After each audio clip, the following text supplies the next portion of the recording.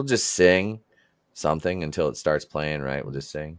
I created the sound of madness. A book on copyright. Hello, and welcome to this week's What does the fox say? What the fuck is wrong with this guy, man?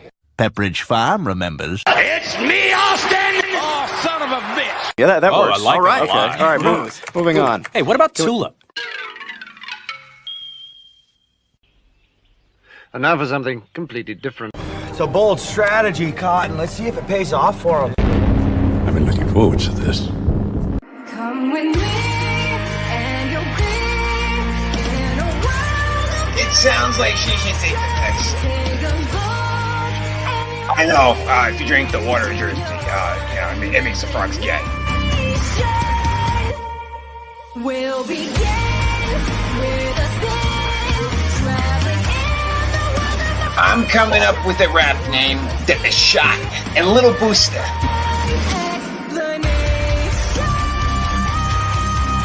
Pray to the Fauci Jesus. You can get them at drdef.com.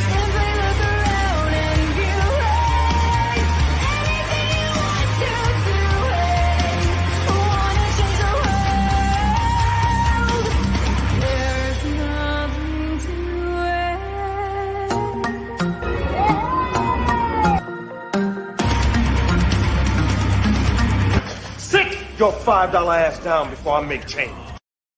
It is I, it is he, it is me, P-double-D-E-Temple, cooing from the place to be reviews. Right back here with all of you Monday night, episode number 173, going in raw. We got a great show for you planned this evening, ladies and gents. Let me acknowledge this wonderful, amazing chat. First of all, Chris Fist. My name is DJ Foreskin because I'm off the hook. Ooh, I know a good moil. His name's Shaky. There's Parrot Head. What's going on, Parrot Head? Hail to you, sir. Who else? I saw super fan Adam Shawhan up in here a little bit. What's going on, super fan? How are you? Keely Chow. He says, hey, everybody. Keely Chow, the Phantom Menace Ultron. There are no strings on me. There you go. Hope you had a great birthday Friday, Keely. Keely turned 38, I believe it was, right? Fucking old man. I know, dude. Jesus Christ. He's happy birthday, bro. Yeah, bro. Hope you had a good one, man. Daisy Divine's up in the house. Hoi! What's going on? Welcome. So yeah, we got a great show. But first and foremost, let me introduce to you the cast right here. Oh, I got to show something off. I got an early Christmas present. And this is fucking cool. It's an Alfred Hitchcock. It's a puzzle. But it's also you read and assemble and solve the mystery too. So I'm gonna do this. I'm gonna put it together and I'll frame this and it'll be up in the office. So I just thought I like Alfred Hitchcock, his movies like The Birds and Psycho. I loved those as a kid. Classics. All about those. So yeah, I got that from a friend of my wife's godmother actually. This weekend we were hanging out with them, so that was really cool. We still got to figure out what we're going to do to give this bad boy away. This is a plug and play WWF Steel Cage Challenge. Yeah, like I said, it's not much. It's just a little token of me saying thank you. And, fuck it, I'm feeling generous. I'll even pay the shipping. Unless you're overseas, then we'll talk. But, no, really, I am a Jew, so I'm going to be a little bit cheap with that. But really. If it's Australian shipping, then they definitely need to pay. I shipped like 4 action figures down there. It cost me like $30-some fucking dollars. It was ridiculously expensive, but so we'll be giving this away. And so that's what I got. Now, let me take you over to my co-host with the most. Ladies and gentlemen, Mr. Tony ToneDef. It's the world's wokest warrior, primitive-sided, toxic fanboy aligned with the like-minded Tony ToneDef rocking with you. We're going in raw, the place to be reviews. And yeah, man, I'm feeling all boosted out. I did some booster off some tinfoil before the show. Feeling a little jittery. Nice. Well, there's something to be said for that, Tony. It's however you get down, brother. Yeah, man. Boosters. Little booster. Where's little booster? Oh, well, thank you for being here, bro. I appreciate it. All Are you at? Did you hit the 180 yet? Because you were in one. Were you? Was it the high 170s or did you just break 170? I can't Man, remember. it's so weird. Where Like you I at? sit in the 160s forever, and then I shoot up to 175. Now I'll probably be there till like mid-December, and then shoot up to like the mid 180s. And yeah, That's like me. I got up to 808, and then I'm at I think 805 now, which is fine. You know, it always fluctuates, but it didn't hit me as bad as it did the other night when I was at like 806 and then dropped down to 799. I'm like, are you fucking kidding me? Like, come on, you know. It's just I want to set the leveler. I want to set the leveler. Chris Fisk, Hebrew powers activate. L'chaim. Power of cheapness. Oh God. Eteth's ancestors were the last Jew to leave Egypt. Look, I'm not paying this light bill. Turn the goddamn candles off. I'm not paying it. Turn it off, Moity. And our assistant to the he is the assistant regional manager. Ladies and gentlemen, the Red Gaze. That's right. What up, dickholes? Got a red eye for your brown eye. Bring it, put it right in my face. And then slap her in the thigh. What's up? What's up? How's it going, everybody? Good, man. Pretty good. Good, man. Thanks for being here, bro. Yeah, man. It was a Monday off, which is always a good Monday. Oh, see, the wife had today off too because it was Columbus Day, not Indigenous Peoples Day. It was Columbus Day. Yeah, it was Murder and Pillage Day. I thought we don't get to cut hearts out of live bodies. Then, yeah, right. We're just celebrating Columbus. I literally forgot. I went to the post office. I'm standing with my package in my hand, going, "Fuck! I can't mail this today." I know. I asked the wife, I'm like, did you get the mail? She's like, there's no mail. I'm off to. Oh, Jesus Christ, that's right. Oh, look at Manly Needs No Innovation. Gerber, it not only stops on a dime, it picks it up. Oh, and you hear in the background, ladies and gentlemen, Mr. Vinnie Tartamella of Vinnieart. Hey guys, did somebody say tinfoil hat before? I'm not sure, Alex. I know you got a drink of water, and then here I am. I did. I don't want to spit that out of my keyboard. Did my booster off of Alex's tinfoil hat. Yeah, no, it's been an interesting couple of days, but it's all right. It's all right. It's all good. I think I got my Sundays back, at least during the day. But yeah, man, it's been good. I've been working hard on the projects. You know, we got Shot of the Kraken coming to you guys sooner than you think. It's going to be awesome. Actually working again on these inking some pages while we're streaming tonight. It's going to be a lot of fun. Channel's doing great. I thought I was going to lose more. I only lost 2 when I showed that man bear pig over on my stream on Friday. Did you guys see that hybrid? No. You still haven't seen it? I haven't seen the hybrid. Oh shit! I might have to pull it up for you then. Are your stomachs okay? Are they empty? Yep, we're good.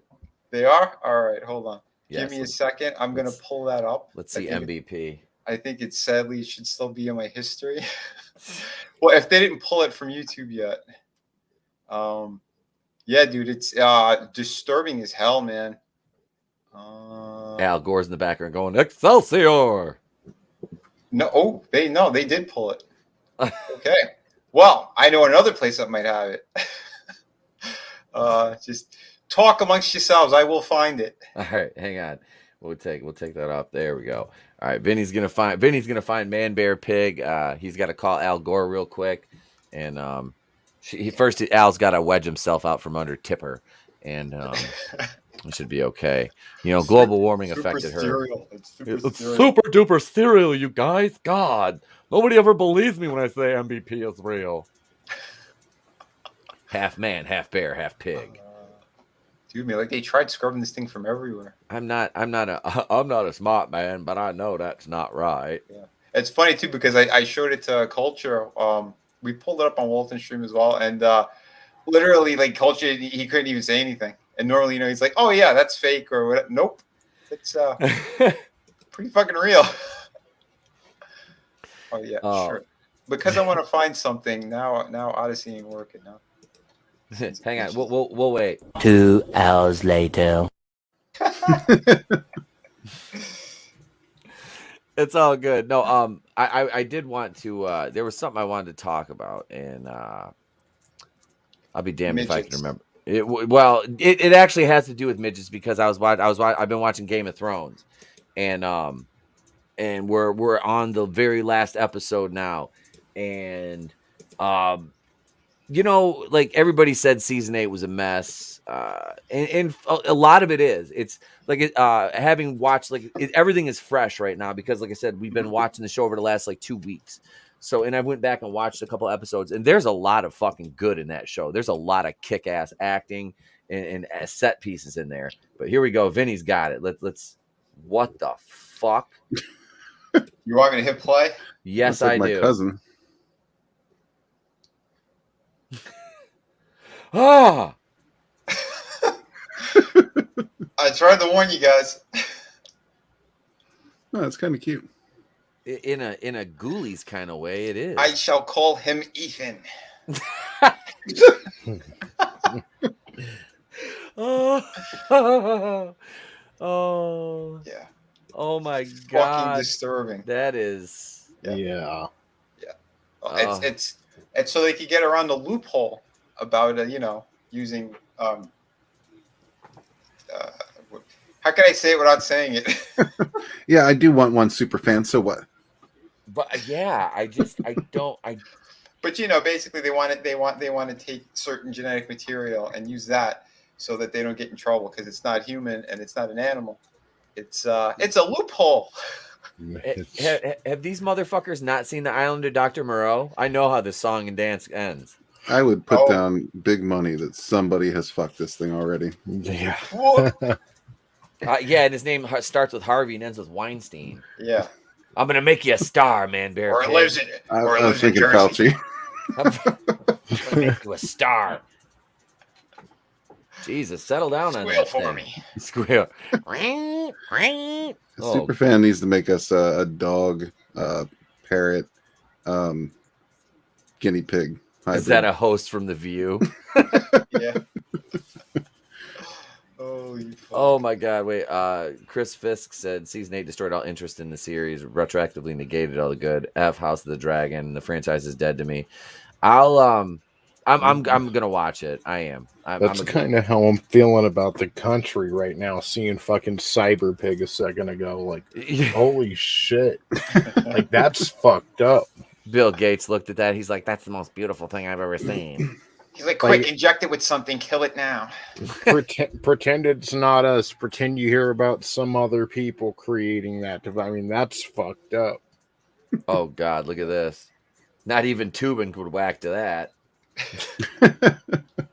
Don't be so sure. Yeah. Someone did. That's a post-coital face it's making. The Fouch has his pants around his ankles. Like, what are you talking about? It's beautiful. It's the most beautiful thing I've ever seen. That's what you look like when you have a booster a day for a year. Exactly. Nothing to see here. It's all normal.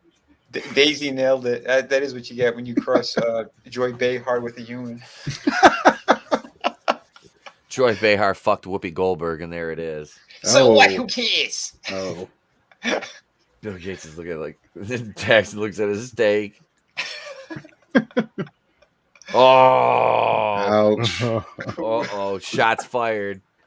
Shots fired down at the prison. Shots fired at the prison colony. They can't shoot back though. Oh my! Oh my!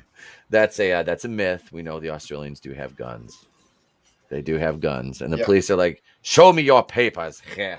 You wouldn't be hiding anybody in your attic, would you? Like, they're all up there writing diaries right now. The Australians in the COVID diaries. I can see that in fucking 20 years. Movie, but one jab isn't enough over there. It's Freedom Day, but only if you're fully boosted up. Instead of the world is never enough, one jab is never enough. Yeah. It's COVID bond. Total control is never enough. Yeah, that's going to be a great conversation. We're going to get to that soon. Yeah. Pale Rider, what's going on? Hail, brother. Takai is jealous. Shatner's going on the giant dick rocket. Yeah, Takai's looking at that going, oh my. Excuse me, it's TK. TK. Because it rhymes with Dicky? Boy. Gay. Boy.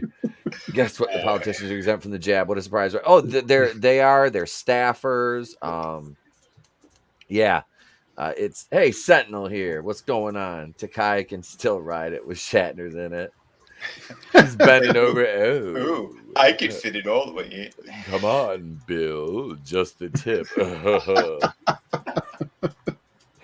Oh God! I heard Superman's also gay. Shatner's flying into space. He's looking down. Just So long, gay boys.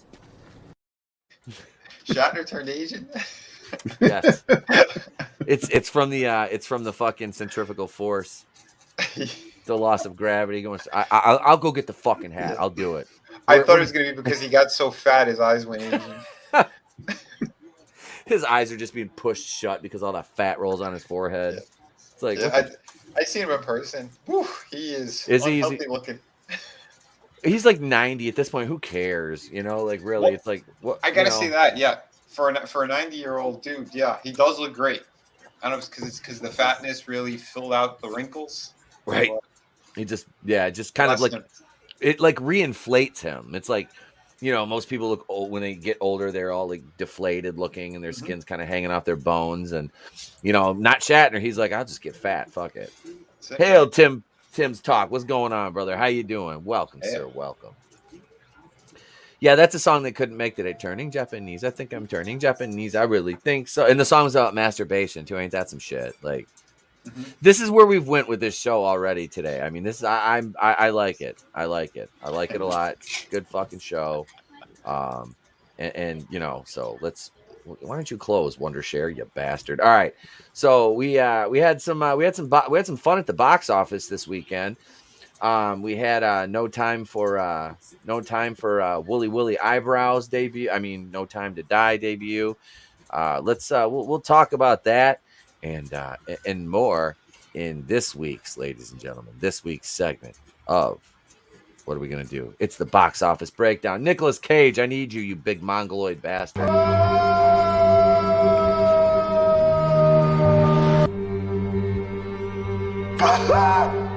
a vampire! I'm a vampire! I'm a vampire! You me do you act my things! The goddamn contract is somewhere in the goddamn fucking files! It is. Hello, Johnny Cage, JP7, y'all causing trouble. Absolutely, all the time. So, no time to swim to safety. What do we got? Did we get a confirmation on female Pinhead having spiky boobs? You know, I think they should. If they're gonna do it, they might as well give her the full Madonna look to where she could drill somebody with those bitches like the little puppet and Puppet Master. So here we are, domestic box office weekend number 41, October 8th through the 10th. Let's take a look here. Number 1. Another white savior film. Yeah, right. Thanks, Grace. Speaking of which, I watched her Dune review, and we'll talk about Dune in a little bit. But she's an idiot. Like I haven't read the books, and even I know that's not like Paul Atreides isn't a fucking savior. It's like I said, it's a cautionary tale about like investing in people as saviors like that. It just. Yeah, she's dumb. Grace is fucking dumb. The last time I saw that level of stupidity was when she tried to take a stand in Infinity War because they killed Heimdall first. Like, it's 2018. You can't kill a black person first. And she said that in the video too. She was talking about, like, I can't even remember how she got on the topic of it, but she was like, yeah, and like it's like horror movies, like they can't kill the black person first anymore. You can't do that. It's like, what the fuck are you even talking about? Like, oh my god, just somebody just hold her head underwater until the fucking bubbles stop. She's mentally retarded. I think she's had one too many boosters. Number 2, Venom, Let There Be Carnage at 31 million, down 64.7. Still coming in at worldwide 185 million. Is that a big drop though? 64%. You know, a pretty big drop, but it's not like small. It's not insignificant, but it still made good money. Well, you know what's interesting though? It's the American audience loved it. Domestic, it barely got a release overseas. It was what it looks like. Yeah. Because I over here pulled in 141 million. Yep. Overseas like 50 something million. Mhm. But it's funny. It's flipped the other way with No Time to Die. Horrible over here, and over there everybody saw it. It's weird. Yeah, look at international 259, domestic 55. Because it was released early overseas. Yep. But yeah, dude, it's. Can we get into spoilers with it? I mean, I didn't see it, but I know what happens. I heard. Yeah, you can spoil if anybody in the chat. Hey, look, spoilers in 3, 2, 1. Bond dies, and they bring him back, don't they? He's like he's dead, but he's not fucking dead. And yeah, then, they blew him up with a bunch of missiles, from what I understand. Yeah, you know, there's always a way back from that, isn't there? Right? There's nobody's ever really dead in these movies. They took out Felix, Q's gay. The best part of the movie is 10 minutes of Anna de Armas doing some sexy stuff. And that's about it. They said it's shot really well. Like, it's pretty looking. They said Bond doesn't get cucked out as bad as the trailers made it look and what the media made it sound like. Yeah, but they only character assassinated him throughout, from what I understand, anyway. Yeah, making him like a deadbeat dad type of thing, and there's plenty of things they fucked up with the character. But what a send off, huh? Fantastic. Not Spectre, where he gets the girl, he leaves, rides off to the sunset. No, let's one more. Just one more. British Han Solo. Yeah, that's a good analogy, Tony. You know, it would have been better if Kylo Ren came into the picture and just pulled out a saber out of nowhere. Bond's on a mission. Let me tell you, it's better that way. Just take out your saber and just stab me in the gut. Tim's talk is down there going I'll put the Kylo gimmick on right now. I'll do it. Oh, I got news for you. I guess I'll do it as Harrison. Late breaking news. In Vinny's hometown in Sicily, they're filming Indiana Jones 5, and they turned the entire streets into a 1969 facade. All the storefronts. It's gonna be good. Too bad the movie's gonna suck, but the location is gorgeous. They're shooting that over in Sicily. Yeah, I'm sure it's gorgeous. But what are they? That movie's gonna be a train wreck. Phoebe Waller, Indiana Jones. We had Phoebe Waller-Bridge Bond, Phoebe Waller-Bridge Indiana Jones, and what was the other movie she did? Didn't she do another one too? She ruined Solo. Yeah. Yep. Solo. Yeah. See? Oh God, with the fucking social justice droid. Rugo Better, what's going on? Hail, hail, hail, he says. A reverse on Her Majesty's Secret Service of sorts. Yes. Beavis, he said 69. Craig's Bond is Bond for idiots. Cliff Notes. That's kind of true. Yeah. See, Tim's talk. He's down. He'll put his Kylo. Have you ever seen him on TikTok? He does some great Kylo impressions and shit. He's got the whole get up and everything. It's funny. It really is. He does good. He does good stuff.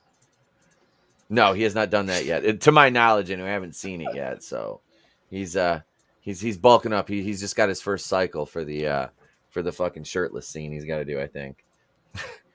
Let's see. Number force messaging purple Valkyrie. It's all fucked up. Hey, she's like, wait, what is that? Is that haha, gotcha. Surprise. Supplies. Oh wait, never mind. That's racist. Number 3 this weekend at the box office was The Addams Family 2. It's 2 weeks down 41.6, $10,114,981. Number 4, Shang, It Burns When I Pee and the Legend of the 10 Nuva Rings, $4 million. It's 6th week. This one I think just crossed 400 million worldwide. Real quick, I've seen more marketing for Addams Family 2 in the past week than I was aware of. Because we were talking about it last week, I believe. I saw a few commercials this week for it. Is that the new thing? We'll start like hyping up the movie 2 weeks after its release date, or Yeah. am I just retarded? Like, you know what? It kind of seems that way. I mean, they've only made $37 million. God, Jeez. that's yeah. I mean, I'll take 37 million. Oh shit, yeah. You know, I say only like it's fucking like it's $20. You know. Well, to them it is. It is. It absolutely is. Number More or 5, less. the many Saints of Newark, which I still have not got to watch yet. That one bombed. Like, I mean, that kind of bombed hard. 10 million world. God. Well, what did you want them to do? Get the ghost of James Gandolfini in there? Was it going to work? Well, Yes. you know, that's the thing is like I know they have his son playing him, and I've heard his portrayal was pretty good and well received. So The millennials don't care about Ray Liotta. There, I said it. No, they don't. More or less. You know what they could have done, which would have been hilarious? They should have had the entire movie play out, and then you just have one scene of Tony. Just take it straight from The Sopranos. You know, like when he's sitting in the car, it looks like he's having a heart attack, but he's actually getting a blowjob, and then just end the movie right there. This is the ending. Too soon? They play Don't Stop Believin'. It's Joe Pesci giving the blowjob. Oh, and for today's audience, probably. Yep. No, it would be Robert De Niro, that fucking liberal pussy. I fucking hate De Niro anymore. He used to be one of my favorite actors, but I can't watch one movie with him anymore. Oh no, correction, one movie, one scene with the Joker. Yes. Yeah, that just makes it all better. You fucking deserve. That makes it all better. It really does. It's just like, I hate celebrating this kind of thing, but in this case, I don't. I don't at all. Number 6, Free Guy, 1.2 million. 9 weeks in. Free Guy, 327 million worldwide. This is kind of like the little engine that could, I think. Mm-hmm. Still doing well, which is good. See if it's. I keep forgetting to check if it's playing near me. I might just wait until it's on a streaming service. At this point, yeah, you might as well. Yeah. Number 7, Dear Evan Hansen. The Bop, I don't know. Is this a movie about chop suicide or something? I have no idea. The 41% Suicide Squad, was he a transformer? I don't know. I'm just saying. I have no idea. Ooh. Larger suicide rate than the slaves. Just saying. Oh, the 41% Suicide Squad has entered the chat. Number 8, Lamb. I don't know if this is a movie about Sherry Lewis and the puppet. Nope, it's not. Damn it. And then you've lost my interest. I was like, this is about Lamb Chop. No, I think it's that creature I showed before. They rushed that through production. Is that an Asylum movie? Number 9, Candyman. 7 weeks in, 710,000. This shit pile has got 76 million worldwide, but it was only shot with a $15 budget. So these morons are going to be looking at this thing like it's some kind of fucking success. I'm pretty sure they shot it on their iMovie. Oh, fuck yeah. Met Opera, Boris Godunov. Hey, it's Ivan Toucher-Tits and Yuri Grabovich's cousin, Boris Godunov. That's right. That's first week out from Fathom Events, made 387,000. And Jungle Cruise still clinging to the 11th spot, and that has made now 212 million worldwide. Wow. You know, they took I think bath on ever since he got vocal about political stuff, I noticed his movies haven't been doing well. Yeah. That's the problem. That's the problem. Plus, that movie looks like shit. Yeah, I just, this everybody said it says all CGI. So, Chris Fisk said Free Guy was decent. My Sketchbook 340, Hail Panel Hill chat. What's up? What's up, my Sketchbook? How you doing, brother? Welcome. He says Free Guy was a good drink of water in a desert of wokeness. That's scary, and that's that's the caveat to all this. These movies coming out, and we're going to be talking to him. Speaking of desert, that's a nice segue into our next segment, which is just the headlines, and we'll talk some Dune. We'll talk some Dune to Dune. It's not a Doomicorn, it's a Dunicorn. But yeah, so here's the bumper. So we'll get ready for that. Kick your fucking ass! I want you off the fucking set! It's not my Luke Skywalker. No, don't just be sorry. Please, for 1 fucking second. And I swear to God, I never have the article queued when that fucking thing is done because I'm an idiot. Denis Villeneuve. What an idiot. I've lived up to my title, sir. I'm Lord of the Idiots. For I'm Costanza, Lord of the Idiots. ScreenRant.com. Denis Villeneuve isn't interested in talking Dune with David Lynch. Well, I mean that just seems like kind of a dick move, but nobody's asking him. Hey, you got to take his advice. You know what I mean? Who's my Denis sketchbooks. Villeneuve? Denis Villeneuve, the El Directore Comandante Torre that directed the new Dune. My sketchbook says Jungle Cruise is that turd that won't flush.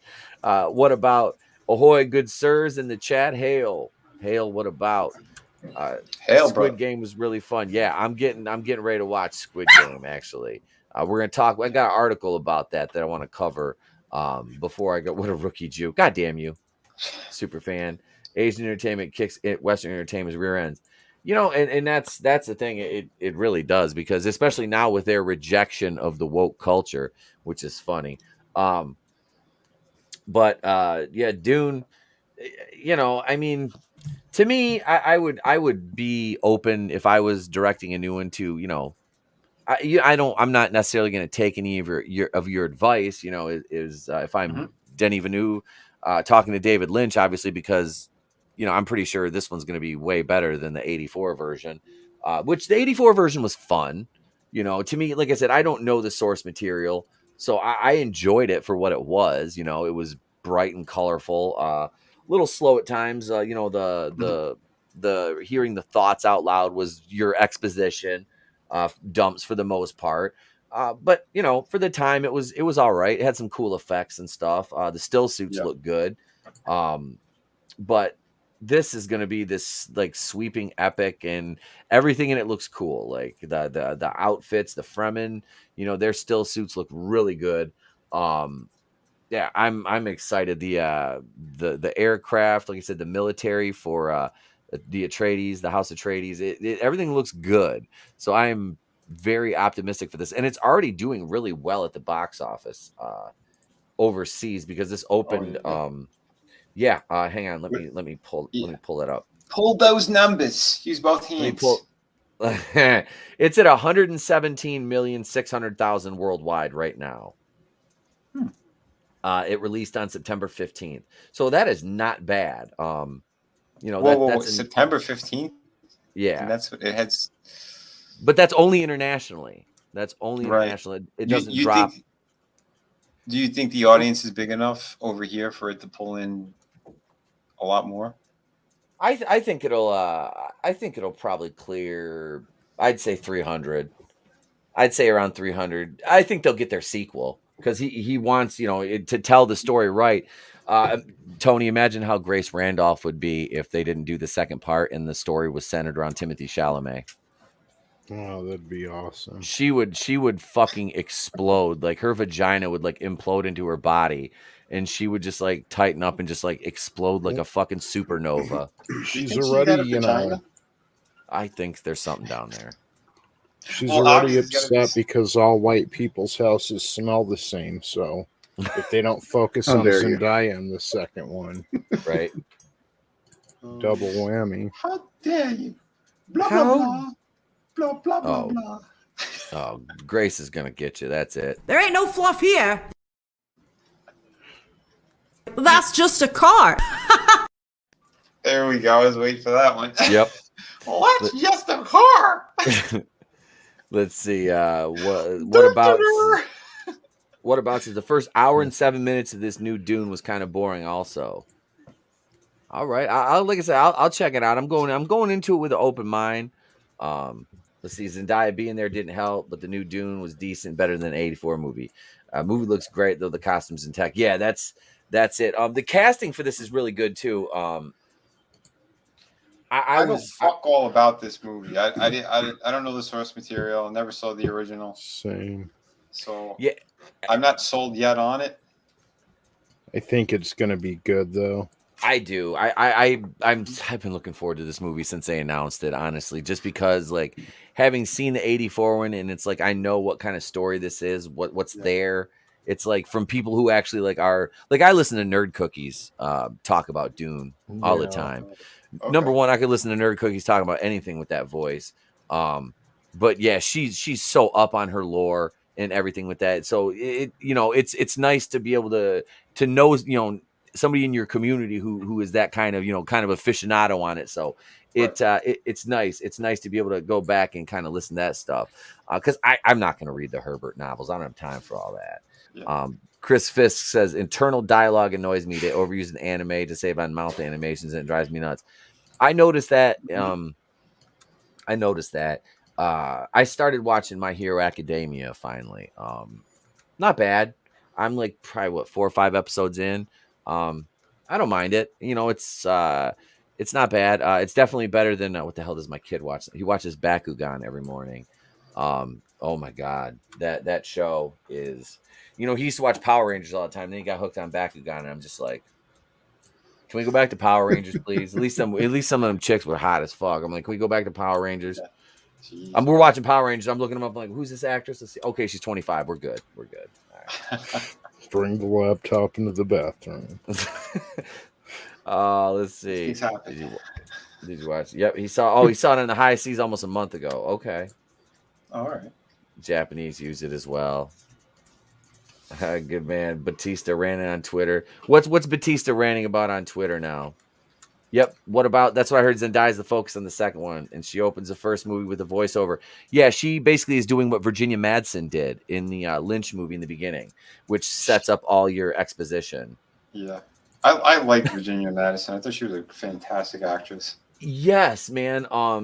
She was like, I think for her, like what she was basically like 80s, 90s, and early 2000s.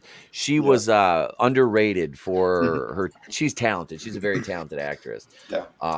Great voice, but beautiful tits as well.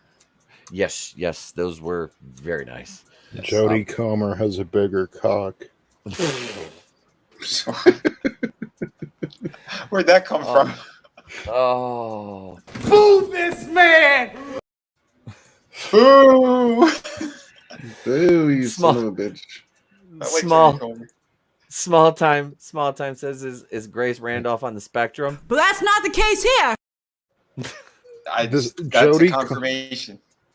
Jodie Comer has like a huge space between her eyes. I like her, but she's got like fucking 3 inches between her eyes, like huge.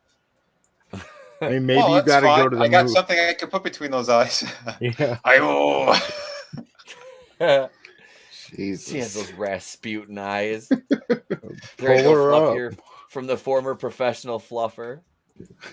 It's pretty long. I wouldn't suggest it to a normie movie watcher. I'm going to the theater to see it. I'm going to go to the theater to see that one because that's that's this Friday, isn't it? Could be. I think it is this Friday. Yeah. I think it's next Friday because this Friday's Halloween Kills, which we'll talk about shortly. Which I think will die. I'm gonna drunk watch that with the bullshitters. Like, you can't fucking put the bitch who's doing yogurt commercials back in the horror movie. Nobody takes it seriously. Activia, take that, Michael. Squid Game. I'm about to watch Squid Game. What about? I am gonna watch that. I haven't put it on yet. Oh yeah, watch it. Yeah, that's what I put it. How the hell am I ahead of the curve on you people that watching something? What is this? What is this reverse fucking world I'm living in right now? Well, I got 3 hours back on my Sundays, so. Usually you guys are like, have you seen? No. Have you seen? No. Yeah. Well, I still recommend What We Do in the Shadows. This new season has been pretty hilarious. Yeah, I still haven't seen that. I need to see that. I just started watching It's Always Sunny a couple days ago, so that's where I'm at. Oh, I've seen one season of that show. What I saw was funny. Like I watched it when it first came out. I did. I thought it was funny. When you see Danny DeVito come on, it just gets funnier and funnier. Every season he's on, it's fucking hilarious. I was kind of waiting for him because, it's like the first season so far. So it's like the three guys and the chick in the bar. Yep. Yeah. And he's using like the black girl to hook up with the barista, and it's all fucked up. Yeah. There's a lot of funny shit in there, but yeah, when Danny comes on, I know his first season, he filmed it all like in 1 week. he wanted to do the show so badly, but he had other obligations. So he goes, "You got me for about a week," and they shot all of his stuff for the entire season on that season. So that's why, like in the following season that he's on, there's a lot more of him everywhere, and it's just it's gold. I also recommend the holiday special, the Christmas special. That was one of the funniest fucking things I've ever seen. Here's our second one. We had Timothy Chalamet in this last article. Here he is again. He's playing Willy Wonka in the prequel. The first look at Timothy Chalamet is Willy Wonka. Need a fucking Wonka prequel? No, we don't. No. This is a terrible fucking idea. Who watched Willy Wonka and the Chocolate Factory and was like, I need to know what happened before this? Where the fuck? The only thing sorry to interrupt me, but real quick, the only thing I'm interested in is where he captured the Oompa Loompas and how he enslaved them. Yes, I want to see that too. I want to see how he probably won't be addressed. That's where I'm wondering. Where'd you get these little orange fuckers from? Like, where'd they come from? Is it like, did you get them from like Mar-a-Lago down in Florida? Did you were they like in Trump's basement? Like, where did they come from? Genetically crossbred them, so he's not breaking any rules. Trump's tanning bed exploded, and like it went into the sewers, and it created these things. They used to be man bear pigs, and now they're little Trump man bear pigs. Yeah, they have green hair to throw them babies. Off. Oh no, Stormy Daniels. She had him with Michael Avenatti. Yeah, I'm gonna like okay. Stormy Daniels, like washed up fucking porn star, breaks an NDA with Trump. Then she has to pay him back, and then her lawyer, her brilliant fucking lawyer, tries to extort money from Nike. Like, yeah, how fucking dumb. Avenatti was sitting there going, if we paint them orange, I think we could probably sue Trump. Take our little bastard babies. It's paint them orange. Trump's complexion and her syphilis. You got an Oompa Loompa. Oompa Loompa, syphildy-doo. The question I had was, is this going to be based off the Johnny Depp one? And is Amber Turd, are her Oompa Loompa brown babies going to be in this? Her butthole babies. Oompa Loompas. Poopa Loompas. Poopa Loompas. What about as we discover Willy Wonka was really helped by a strong woman? Like, who needs, I never even saw the Johnny Depp one. Like, that's a movie. Didn't either. That's I own a it. one-off. I never saw it. That movie is a one-off, if there ever was a one-off. Kevin Spacey wants to know how he captures the Oompa Loompas, his manliness and motivation.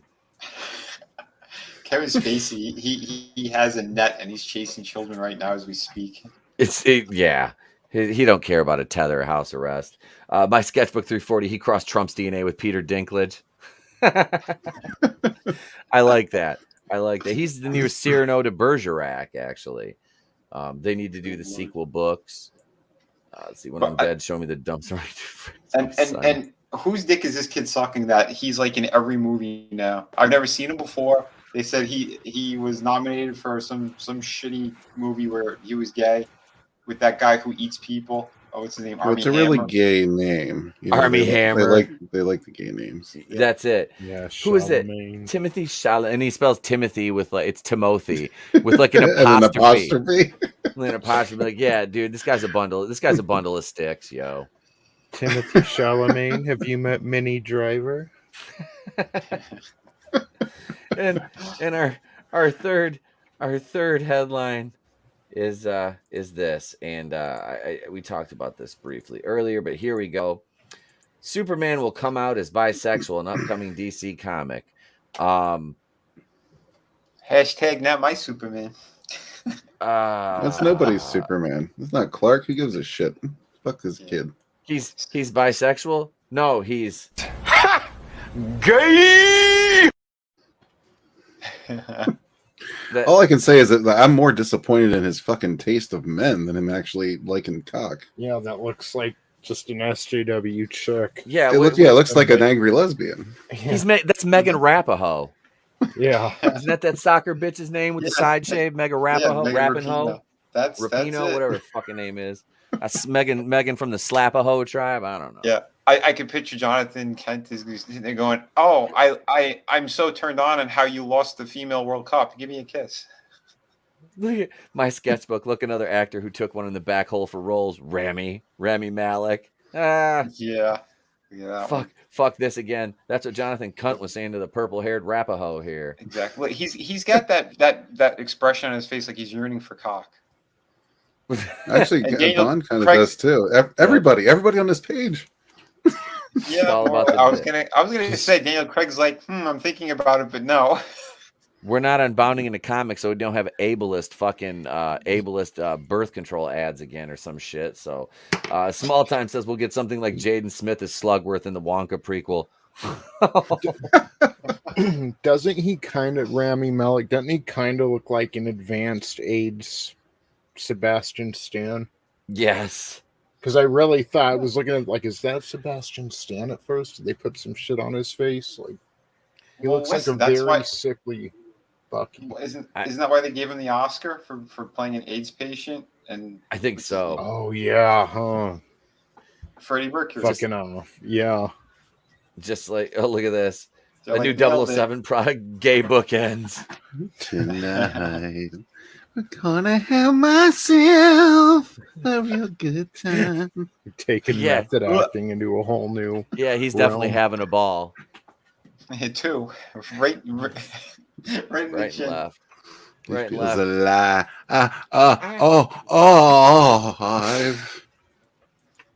That was very, very disturbing, right?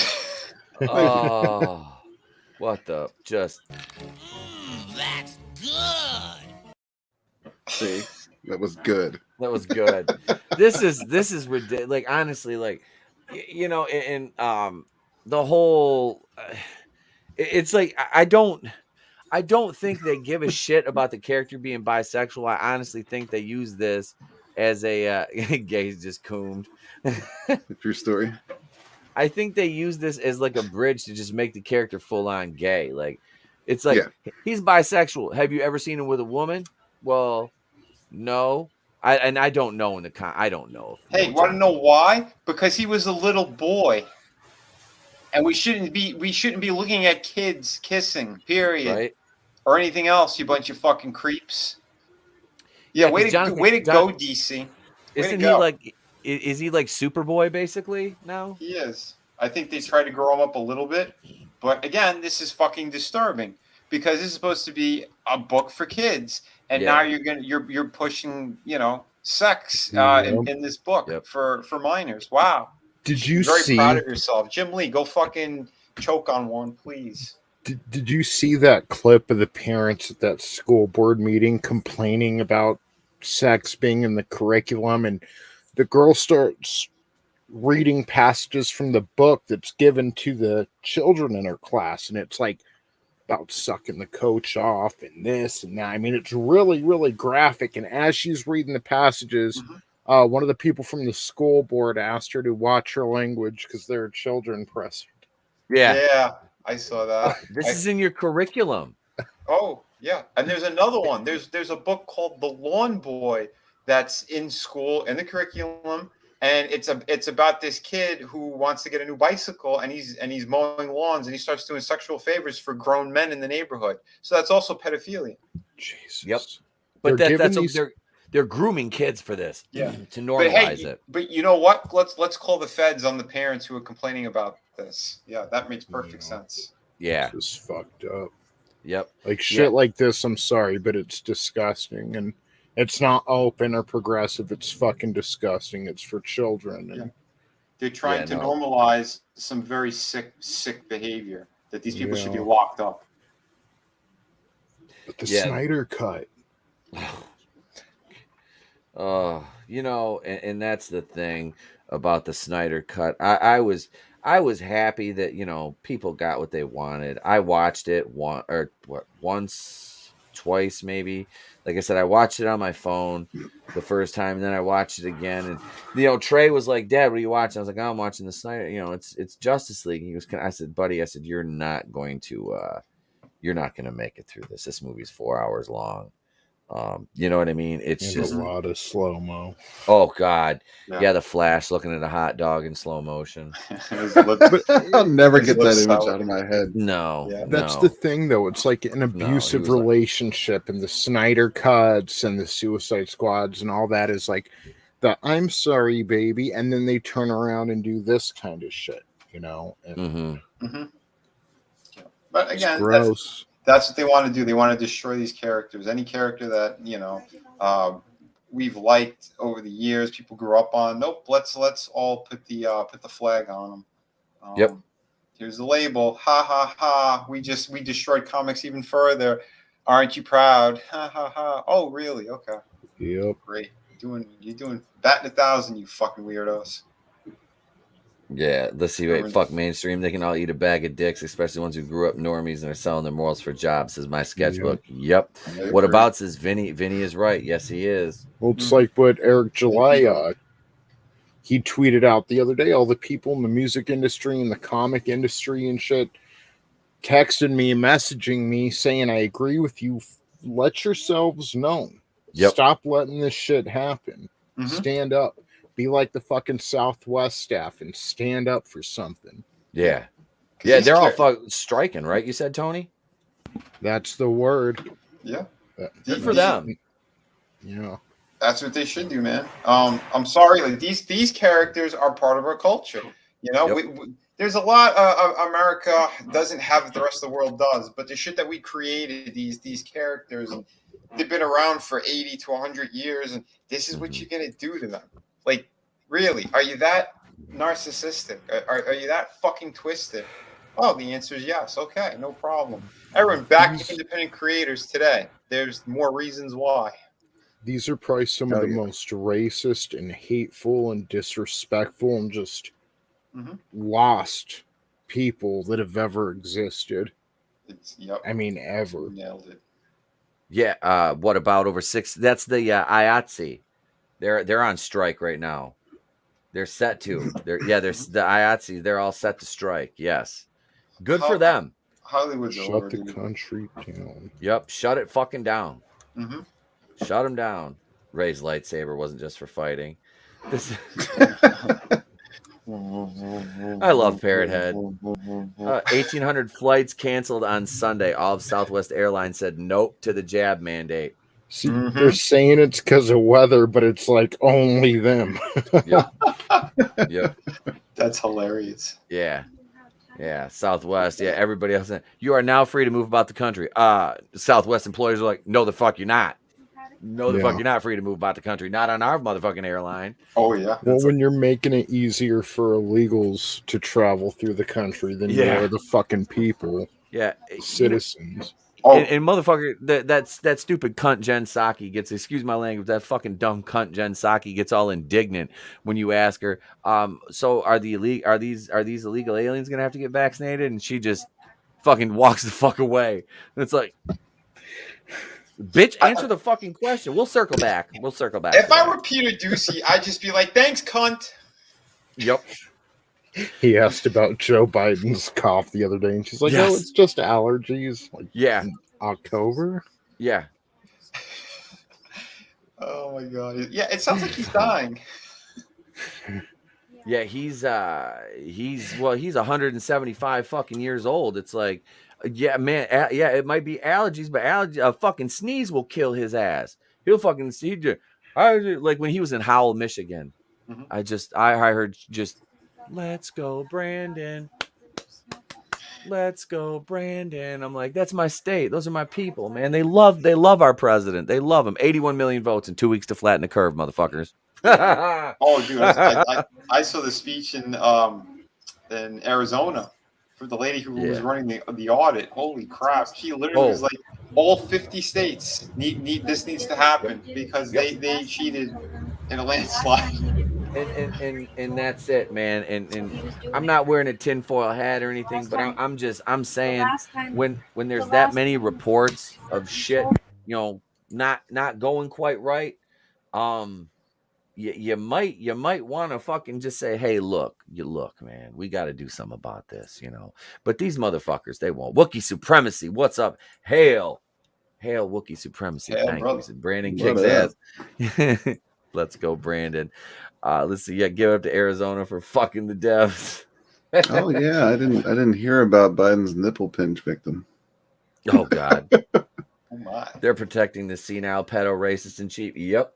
He, like I said, we don't do the whole, we don't do like a lot of politics here, but it's funny, man. Like you have to It's ridiculous. You have to point shit out, though. It's like I said, and I've said this a million times, and I will say this until that motherfucker is no longer in office. There is no way somebody who has been as openly racist to black people as Joe Biden has during the course of his life, publicly on record, racist. Hanging out with Robert Byrd, and then, calling inner city schools war zones, and it's just, and then this motherfucker got more votes than the first black president, who was coming off 8 years of George W. Bush Jr., W, coming off 8 years of W. And you're telling me that Biden got more votes than Obama. And Obama won the 08 election in 2004 with his speech at the DNC. I watched that speech. That is textbook. Fucking how did that man just took that crowd in the palm of his hand and Bear's going to be president one day. Check this shit out. This is pretty cool. Bear's going to be president. Get in there, Mike. I'm gonna lay down the bricks for how we're gonna destroy this country, and then I'll be back later with Joe. He said to his husband, Mike, put the wig on, duct tape it to your leg. We got to go to the White House. We're going. Find us some daughters. We're going to play some memes. And we'll be right back with our first topic. Before I get too deep down this rabbit hole, and that's funny because that's what Mike said to Barry, the gay exchange student. Now comes the part where we throw our heads back and laugh. Ready? Ready!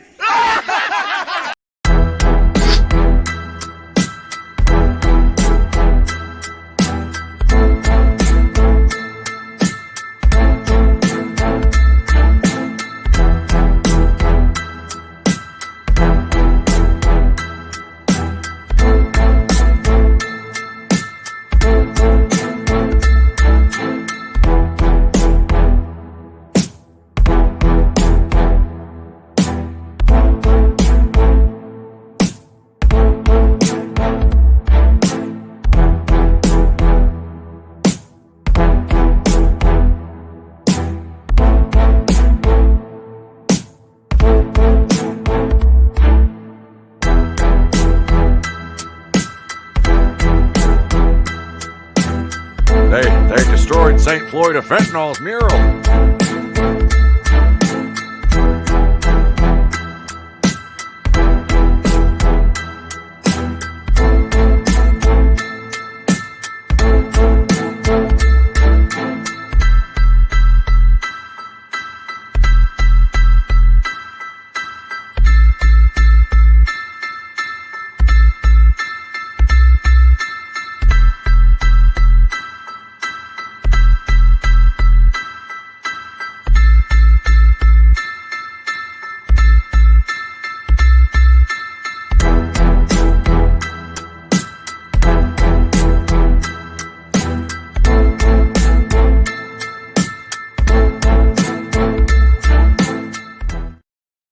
Pay attention, bitch. I think we have enough memes from Parrothead now. I can start making some new bumpers. I was just as I set the screen share up, I was like, I got it ready. And then I'm looking. Parrothead sent. I was like, yep, right here. I'm like, look at this. I love that Odin meme. Poor St. Floyd of fentanyl. I just, oh God, yeah. Lord help me. And we're down to 600 subscribers. Fuck, how'd that happen? My sketchbook 340 says Obama was a talented bullshit artist. Oh, he was. I always said he was the velvet glove over the iron fist that was George Bush. Chris Matthews still has a thrill up his leg. Oh, I remember that. I had a tingle in my leg. Thrill in his leg. I'll never forget that. I'll never forget that. They went so gay for Obama. Yeah, when you have to bring up politics when talking about entertainment, you're not talking about entertainment anymore. You're talking about propaganda. Wookiee supremacy says that. He's absolutely right. He's absolutely correct. I just got back. Sorry. What did I miss here? No, you're fine. You missed the thrill up Etep's leg. Yeah, you missed Obama giving Chris Matthews a tingle in his leg. Remember that? Remember that? Oh my! Toe His tapping. third leg. He was every week. He was toe tapping in at the Capitol building in the bathroom stalls. Did he open up Chris Matthews' third eye? Is that what he did? I heard a thing called glory holes. Chris Matthews Lotus. Wait, what? Never mind. Nick McCabe. Hello there, everyone. Hope you're all doing well. Hello, Nick McCabe. General Kenobi. What's going on, man? Welcome, What up, Nick? Nick is the. I think Nick is the. What up? He's the babyface McCabe. Isn't the other one the heel? Which one's the heel? Which one's the? I can't remember. Whenever I see those two together, I can't help but picture them as like a progression into the rookie critic. Oh, we love you guys, man. Thanks for being here, Nick. Yep, Wookie Facts, Parrot Head. Hail, Nick McCabe. Hope you're doing well. Sketchbook, he was the guy rapping while you make believe that was all your idea. Yep. Let's see. Those who scream Bush's drone strikes are silent. Barry's drone strikes with a 9 out of 10 innocent victims. Yeah, hey, look. Barry's like, Barry always got drones, bitches. Check this out. I wasn't doing this when I was in the south side of Chicago. Every other week, we'd go to war with another country. Carpet bomb these motherfuckers. Check Barry out. Michael, come here. Barry will top you off. Let me give you some dome. Come here. What if's final Iron Man insult was the worst one? Let's just put it this way. What if was insulting enough as it was? What did they killed Iron Man like 3 fucking times in what, like 6 weeks, I think, or 9 weeks. It was like, how many times can you fucking just like destroy this guy? Like, is there anything like? You thought with It's the multiverse, lawsuit, they can do it again and again. Right. I know. But you thought with the lawsuit that Scarlett Johansson had on them that they try to kill her over and over. Yeah. Right. But they settled that shit. Oh yeah, she bent them over. Yeah. Most of her portrayals are pretty complimentary, I think. Yeah, they were. Oh, they were. Actually, yeah. They were. Am I the only one that thought her her outfit looked like Gina Carano from Mando? A bit, yeah. A little bit. I was looking at it going like, I wonder if they did that on purpose. It's like Scarlett could play Cara Dune. No, the fuck she couldn't. Let me stop you right there. No, the fuck they she only couldn't. killed her once though in What If, didn't they? Yeah, I think so. She only the episode where Hank Pym was killing the Avengers, because that was a good. I like that one. It wasn't bad, but it was just like some of it. I was kind of like, I don't know. This last one, there was a few moments in where I was like, okay, all right, I could give you a nod for that, but overall, there was some cool shit they did. Yep, I could get for the 2-parter, and what if Ultron won? I like that he split Thanos in half. That was cool. Thanos just walks out of the thing. He's like like fucking baloney, just right in half. It was that was funny. Oh, interesting. What are these? Yep. Takes the fucking stones just like that. I like how they have who was it? It was T'Challa, Star-Lord. Who the fuck else did they have? It was Scarlet. I gotta say that team didn't make a whole lot of sense. No. All right, listen, you're a motherfucker that can go into any universe you want and pick any hero you want, and you're gonna pull out T'Challa, Star-Lord. Really? Why didn't Killmonger die the second he tried to use the stones? Yeah, that's another thing. Question. Killmonger used the fucking stones. It's like, I think because that's what they try to make sure he had the nano suit on top of him, because it was on the suit, not on him. But I still think it would disintegrate because he's just that's what Iron Man did. Yeah, Iron Man had a suit on. Yeah, Iron Man had the nanotech suit on too, and the gauntlet, and it still fucking burnt the shit out of him. So, is it because he had his super Black Panther berries that he drank? He had the purple drink berry power from the. It was an ideology thing. That was racist. That was racist. Yeah, dude. As shit. I was waiting for Kool-Aid to fucking combust into a wall. They did. They had to. It's like the Black Power, the Black Panther power. Freudian slip. The Black Panther power was I was like, man, does it have to be purple? Like really? Like it's got to be like, come on, man. Like, that's a little on seriously, the fucking nose. When I watched the movie too, I was like, is he gonna bust down a wall and he's gonna be purple instead of red? Kool-Aid. Oh yeah. He comes in. Oh yeah. Wakanda forever. Like, wait, what? Kool-Aid. You too? You too, Kool-Aid? He's riding a battle fucking rhino and shit. Wearing a quilt. Wearing a fucking ceremonial quilt. And every iteration of Thor gets more and more retarded. Oh, dude, yeah. I was like, they're like, hey, we can't. Oh, and that's fucking Taco Tuesday on that one too, man. So he's gonna fuck that up just like the Ragnarok. What's this stupid in the 80s? It wasn't. They didn't call him Thor. I forgot what they called him. They gave him a stupid name. He's got base. He looks like like a trucker in the 80s or something. You know, he's got his long hair. He's got a wife beater. You know, that his arms are exposed, jeans, a jacket. Oh, like they did in Adventures in Babysitting with Vincent D'Onofrio? Something like that. Yeah. It looks pretty gay. Like what about? Like, I already have my. Oh. No, what about says it was Kool-Aid purple grape color? Dude, like seriously though, like I really like the Black Panther movie, but it's just like there's so much like racist shit, and I'm just like, dude, no, I'm sorry. Like, his big performance to me was in Civil War. I loved him in Civil War. He was better in Civil War than he was his own movie. Yeah, he was fucking second banana in his own movie, and his movie was racist as shit. Second banana. Oh shit, I didn't say dude! Second banana. I said second banana. Forrest Whitaker's eye was a star of Black Panther. Did you see the performance it gave when he got stabbed? I mean, it was fucking off the charts. His eye is. They should just give his eye an Oscar. Chris Fisk. Where's my copy of Grape Soda Monthly?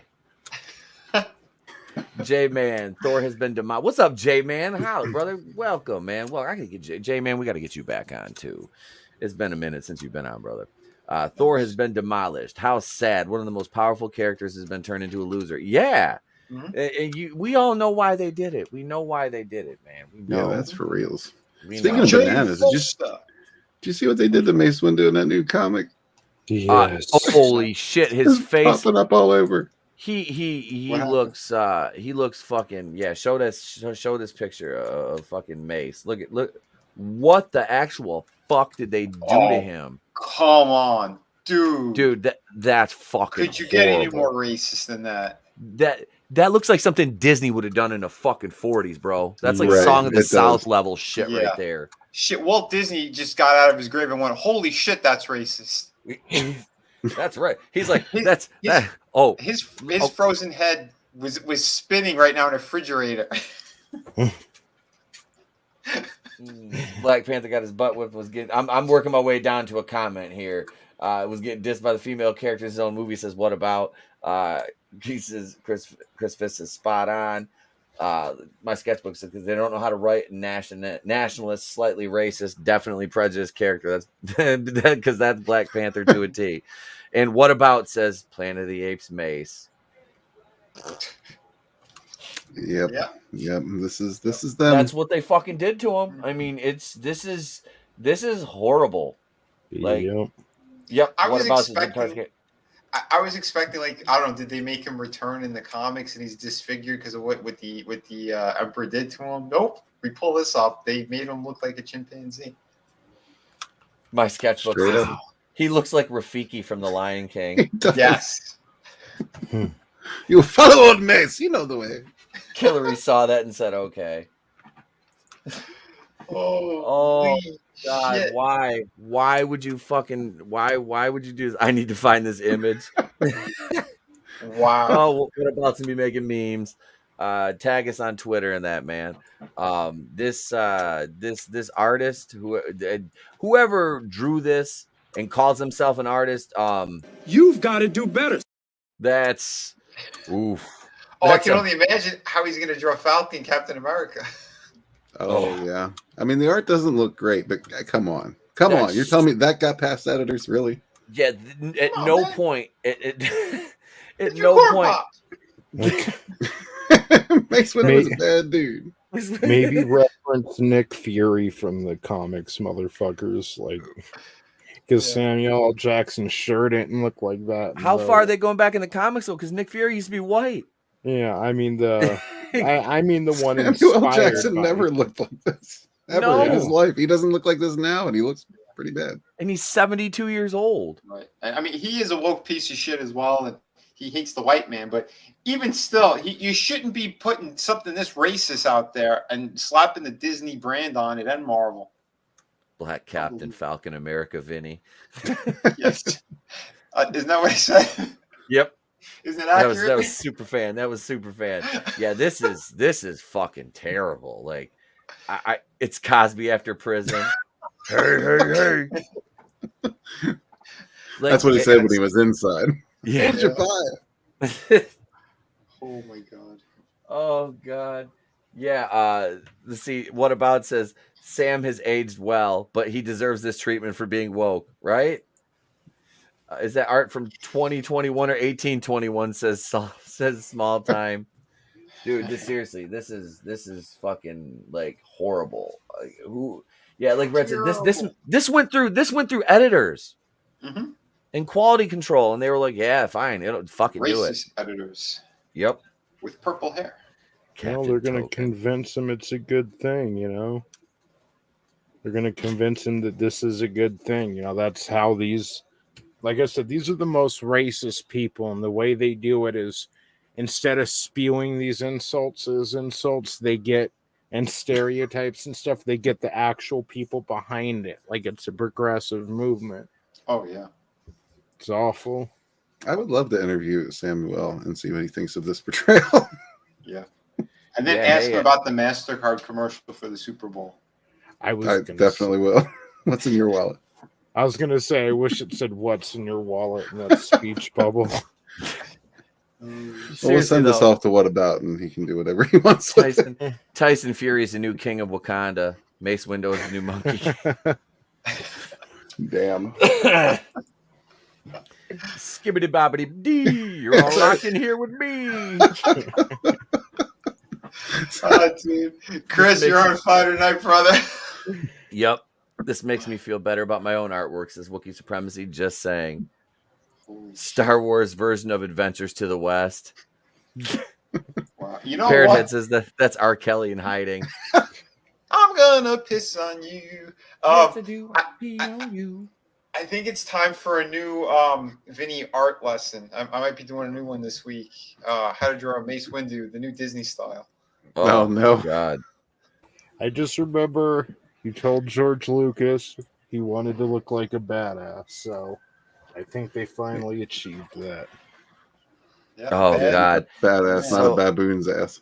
Hail Machini. We're discussing this is what passes for Mace Windu. It's we've kind of been dissecting how racist this fucking drawing actually is of because this doesn't look like Mace Windu. What about it? Let me point it out. What about pointed this out? And he's black, so he can point that out fine. I'm not. I'll read the comments. I'm not touching them, but this is a horrible fucking drawing. It is. This is terrible. This is fucking. This and is the horrible. great words of Owen Wilson. This is just terrible. Does he have a tail? Never seen a Jedi Super Saiyan book. Oh my God, my sketchbook. Jesus. Dude, this is just. Oh, ETAP is that blackface meathead Nate. If that's Nate, we've got problems, super fan. McKinney draws the great artist. Fuck yeah, he is. We should do a. That's what you do. Just do a stream and like everybody redo this art and make it look right, and then send it into him and be like, look, this is how you draw him not to look like fucking a racist caricature from Disney in 1940. You fucking idiots. Oh no, I'm literally. I think I'm just gonna do a side by side. I'm gonna pull this up. Yeah. I'm gonna do my own version of it. I'll be like, yeah, this is how they want the character to be drawn. As you know, as simian as possible, because you know Disney and Marvel are pure racists. They're blue-haired, 400-pound sacks of shit racists, and they want to wag the finger at us. And look at the troopers next to them. And those look good.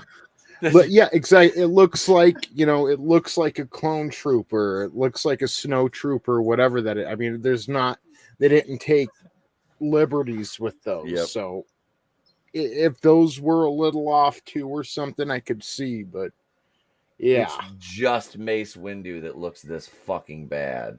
Yeah. Yeah, that drawing is so racist. It served 50 years as a Democrat senator. Manliness and motivation. He'll be here all week, ladies and gentlemen. I can't draw, but shot a stick figure would be better than that, pretty much. Wookiee Supremacy says Owen Wilson has never uttered a quotable line. Yes, he has. Yes, he has. Wow. That's it. That's it. Literally, that's it.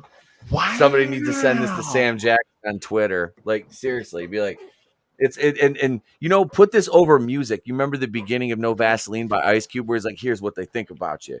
Here's what they think about you. Like, this is what Disney thinks about you, Sam. Hey, Loki. Wow. Hey, look, it's Loki. Wow. A jet ski. Wow. Super fan, you have to make it a dark stick figure. Oh, my God. The more rainbow logos and strong women artificially promoted to high positions in the company, more skeletons it has in his closet. Yep. Who has a burner account? My burner account on Twitter got nuked. Oh, God. That drawing is so racist. It's a John Valby song. I thought we were going to hear from him on this character. Who's that? He's like, nope, it's even too racist for me. I'm out. Yep. Oh, all right. Let's go back. I can't take any more Sam Jackson. Oh, poor Mace Windu. But no, Tyson Fury is the new king of Wakanda. So, and he's a British man. That makes him a colonizer. But they're having enough trouble in their own house because Shuri's going to be getting kicked out of Wakanda here real soon if the weirdos on Twitter have their way. But speaking of Marvel, Iron Man, we're going to talk about this. The Watcher preventing Iron Man from helping to save the multiverse, and What If season finale is the worst insult to Tony Stark of all. And it's bad when Screen Rant calls out this shit. Yeah. Not you. You're white. Black man, come here. That was like basically it, too. Iron Man was literally forbidden by the Watcher from helping to save the multiverse in Marvel's What If season 1 finale, which is the worst insult to Tony Stark in the animated series. The Watcher assembled a group dubbed the Guardians of the Multiverse to stop Ultron, who wielded the Infinity Stones. But despite being physically capable of joining the heroes, Iron Man was benched by the Watcher, even though the Guardians of the Multiverse needed all the help they can get. That was sad and stupid all at the same time. Yeah, but it really was. They kind of, I don't know. The way that they said it, because the Watcher was going to see everything anyway. He knows how it was going to play out. He's like, no, I need that scumbag because that scumbag is going to try to fuck over the rest of them. And what it really came down to was just the white man who saved the day, which was not Tony Stark, but the other guy who looks like Tony Stark, Dr. Evil Strange. Yeah. Because Dr. Evil Strange is the one who has to get the stones. Mm-hmm. So... It's so Dark Doctor Strange. That's a car. But that's just a car. Oh, Grace, somebody's watching this show. What If's mandate was to highlight different incarnations of the Marvel Cinematic Universe's superheroes and focus on characters who weren't as prominent in the films. Oh, so that's why they focus on T'Challa? Really? Okay. Therefore, it's understandable that Iron Man was de-emphasized throughout the series. He wasn't just de-emphasized, he was just torn down. Yeah. They ripped off his sock and they gave it to a pack of wild dogs. Yep. God, settle down, Ramsey Bolton over here. Therefore, it's understandable that Iron Man was de-emphasized through the series, considering Tony Stark was a centerpiece hero in the mainline MCU. And Iron Man had a heroic death, saving the universe from Thanos in Avengers Endgame. However, along with Thanos, the different versions of Tony Stark seen throughout What If have been very disappointing. Tony was easily killed by an insane Hank Pym in Episode 3, and Iron Man was a mindless Stark tech-wearing zombie in What If Episode 5. In Episode 6, Tony was bamboozled by Eric Killmonger, who easily disposed of the billionaire playboy en route to conquering Wakanda, because of course he did. Even then, the way Iron Man was treated in What If Season 1's finale was shocking. Desperate to stop Ultron, the Watcher pulled heroes such as Captain Peggy Carter, Party Thor, and even the same Tony Stark killing Killmonger from their respective timelines. The Watcher then traveled to Nidavellir to recruit a version of Gamora, Cynthia McWilliams, who killed Thanos in her universe, because of course she did. Teamed up with Gamora, was this universe's version of Tony Stark, who was wearing a cosmic version of Iron Man's Hulkbuster armor. Despite Iron Man's willingness to join the Watcher's cause, the cosmic being insultingly commanded, "Not you, Stark," and only took Gamora on his quest, leaving Iron Man behind. But why didn't the Watcher also recruit Iron Man? Because Jeffrey Wright's racist. Because of the last word there. Man. Yeah. Yep. Mm-hmm. As shown in Guardians of the Multiverse's battle with Ultron and What If Season 1 finale, the heroes were still outmatched by the omnipotent android. The team assembled by the Watcher actually wasn't enough, even though they had Strange Supreme among their ranks. In fact, the Guardians were saved by inadvertently traveling to Ultron's home universe, where Natasha Romanoff was the last surviving human. It was because of Black Widow that the Guardians beat Ultron, thanks to her arrow loaded with the AI of Arnim Zola. So, since the initial team, the Watcher go ahead. If you wanted an evil doctor to save the day, who's also godlike, look no further. I'm here, Watcher. And I noticed he's fully vaccinated because his head's tremendous. What Disney's really trying to say here is you don't only need a white male to save the day. You need a white male Nazi to save the day. Yeah, that's the real message here. That's me. Hello. I looked at that and I was personally insulted. Hail Tina Bojan. He's called Dr. Strange Supreme. Hail, Tina. Thank you for joining. I'm Dr. Death Malboja Mephisto. You should have been Dr. Strangelove. Fauci's Mephisto confirmed. I'm a triple devil. No, Fauci's just a fister. Also that old He-Man character, Fisto. Bend over. Where's Walton? I'm gonna get on his shoulders. We're gonna get up to your kneecap, and we're gonna nibble. So since the initial team the Watcher picked wasn't enough, he should have also drafted Iron Man along with Gamora, not insultingly left Stark behind. It's kind of funny hearing Screen Rant take up for a white superhero. You know what I mean? Like, it really is. I wonder if whoever wrote this got fired after they published this. They're like, wait a minute, how do we let this through quality control? You're saying Iron Man's a hero? No. We need Riri Williams. We got to stop using Marvel's editors. Yeah. God. Riri. Again, what a fantastic name for a character. For reals. Yeah. Wow. Yeah, then the Watcher I remember the Watcher, he was getting his ass kicked a little bit that episode too. It was, they just found any way they could to just totally fuck up Tony Stark's character. It was just stupid, because the Watcher is the spirit of wokeness, doesn't care about the rich white supremes. We rebuke you, Fauci. Oh shit. What was the name of Terry Crews President Idiocracy? That's the new Doctor Strange. Yeah. Camacho. Retarded. Nobody needs nobody bought Riri Williams books either, because they were just shite. I read like one or two Ironheart comics online just to try. I'm like, let's see. Oh God, this is worse than America Chavez. She's an intergalactic alien, but she's Puerto Rican and a lesbian. I'm like, she's like 17. Why the fuck does she have to be a lesbian? And then they retconned it that she's not even an alien. She's just a rape victim. Oh, of course they did. Isn't it the feminists? Isn't it the feminists that complain about rape being used as a character development tool, and here they are doing it with one of their own? Yeah, she was human trafficked. That makes sense.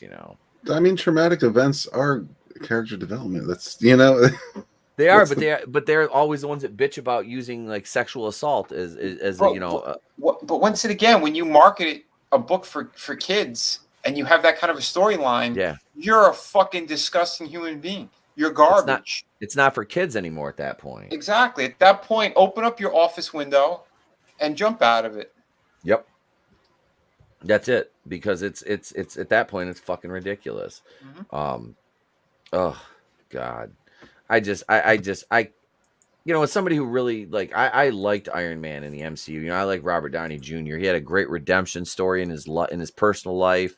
And I enjoyed his portrayal of Tony Stark. It's just to see them, cast him aside like this and just treat him like just just it's just negligence and disrespect. It really is. Dude, it is. I do. Like 2 weeks ago, I played the first movie again in the background while I'm working, and I'm like, this movie was fucking gold.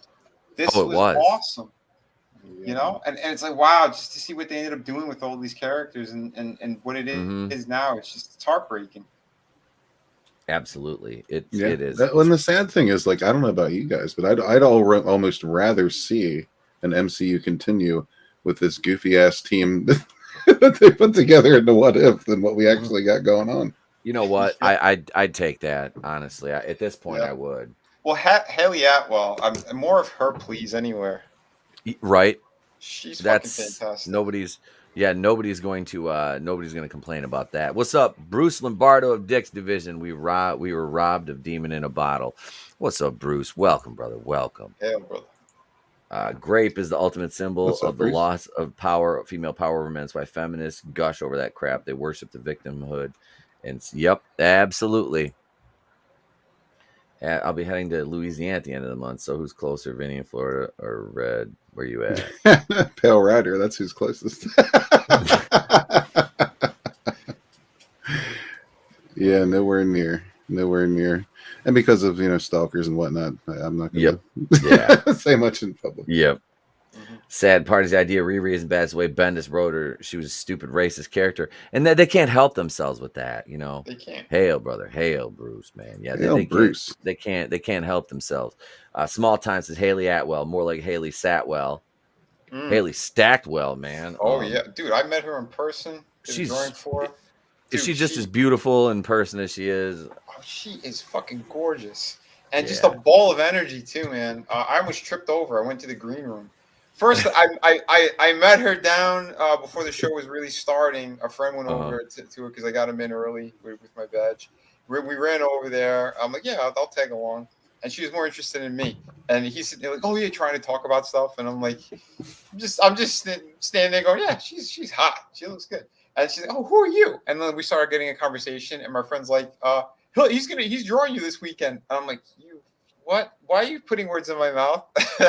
But she lit up like a Christmas tree. I'm like, yeah, if I get time, I got a sketch cover thing and it's blank. Yeah, I'll probably end up doing that. So she wanted to come over to my booth, but I ended up running into her in the green room. I'm like on the top floor, and she was on the floor doing Instagram or Snapchat or some shit, and I nearly tripped on top of her. And she's like, "Oh, sorry. Oh my God, it's Vinny." I'm like, "Hey, how you doing?" She jumps up. We're having a conversation, and one of the guys from Agents of S.H.I.E.L.D., this guy with dark hair, was being a colossal dick. He was talking shit about fans. And she was like literally like, trying to tell him to shut the fuck up and get away. I'm like, wow. So was the guy that was in Terminator Dark Fate? No. I only saw 1 episode or 2 episodes of Agents of S.H.I.E.L.D. He's got dark hair. He looks a little bit like Stephen Amell's brother. Oh, I know who you're talking about. Okay. I know who you're talking about. I've seen like the first 7 or 8 episodes of season 1. I know who you're talking about. If it's a total dick bag. But she like shushed him away and pushed him away, like shut the fuck up. Like, what are you doing? Because he was and within earshot of other people talking bad about the fans that are came to see everyone. I'm like, holy shit.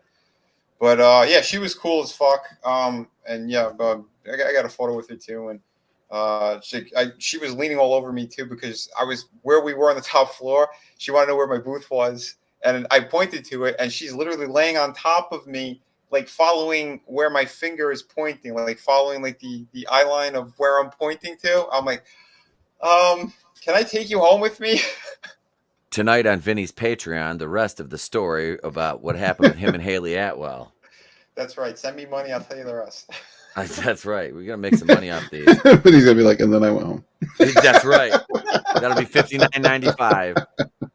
Just like your e-thoughts. Bruce Lombardo of Dick's Division says Haley loves retro video games. She likes Qbert as a fave. Oh, this Qbert from NES right here. Yeah, the original one I had when I was like, yeah. Haley, what's up, girl? Qbert and chill. Yeah.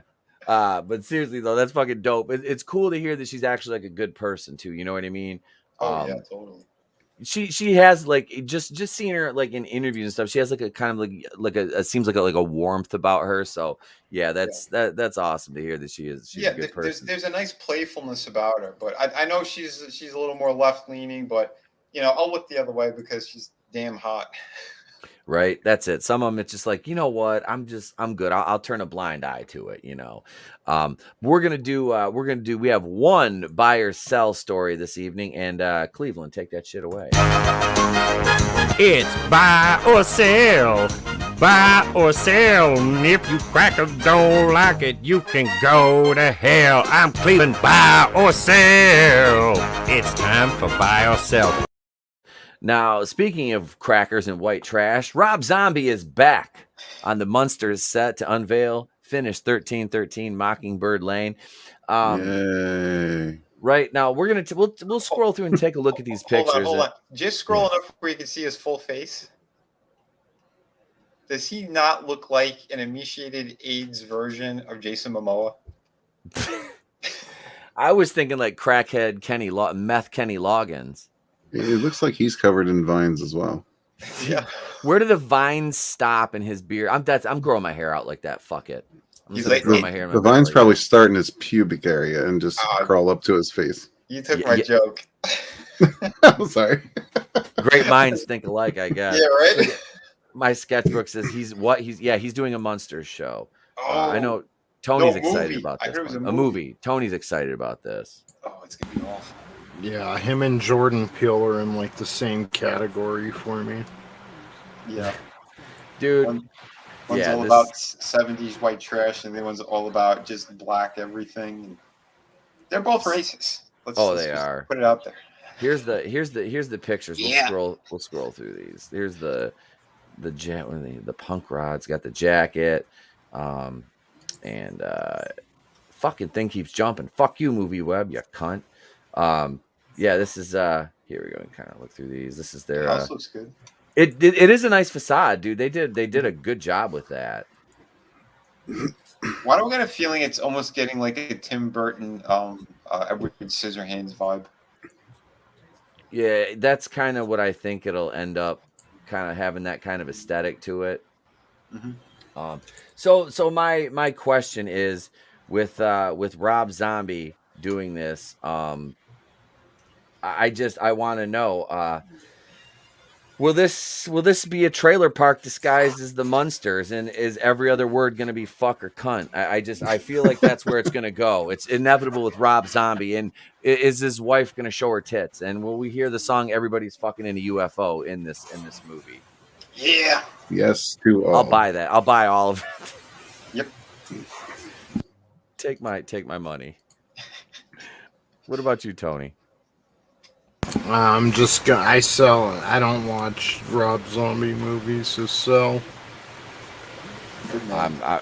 I grew up with the Munsters, so I'll watch it. I'll watch it. I'm not going to the theater. I'm not paying to watch it. But that's my thing. Like, it's not the Munsters you grew up with. It just doesn't seem that important to me. Mm-hmm. But is production even going to go ahead? I thought everyone's on strike over there. Yeah, right. That's kind of what I was wondering too. It's like if all these people go on strike, then there's going to be a lot. Here we go with another entertainment industry shutdown again. Bruce Lombardo says he looks like he's going to ask you for help to start his Granny Smith apple. Oh no! Stop doing remakes, especially giving them to Rob less talent than a zombie. Yep, that's about it. In the trailer park at that.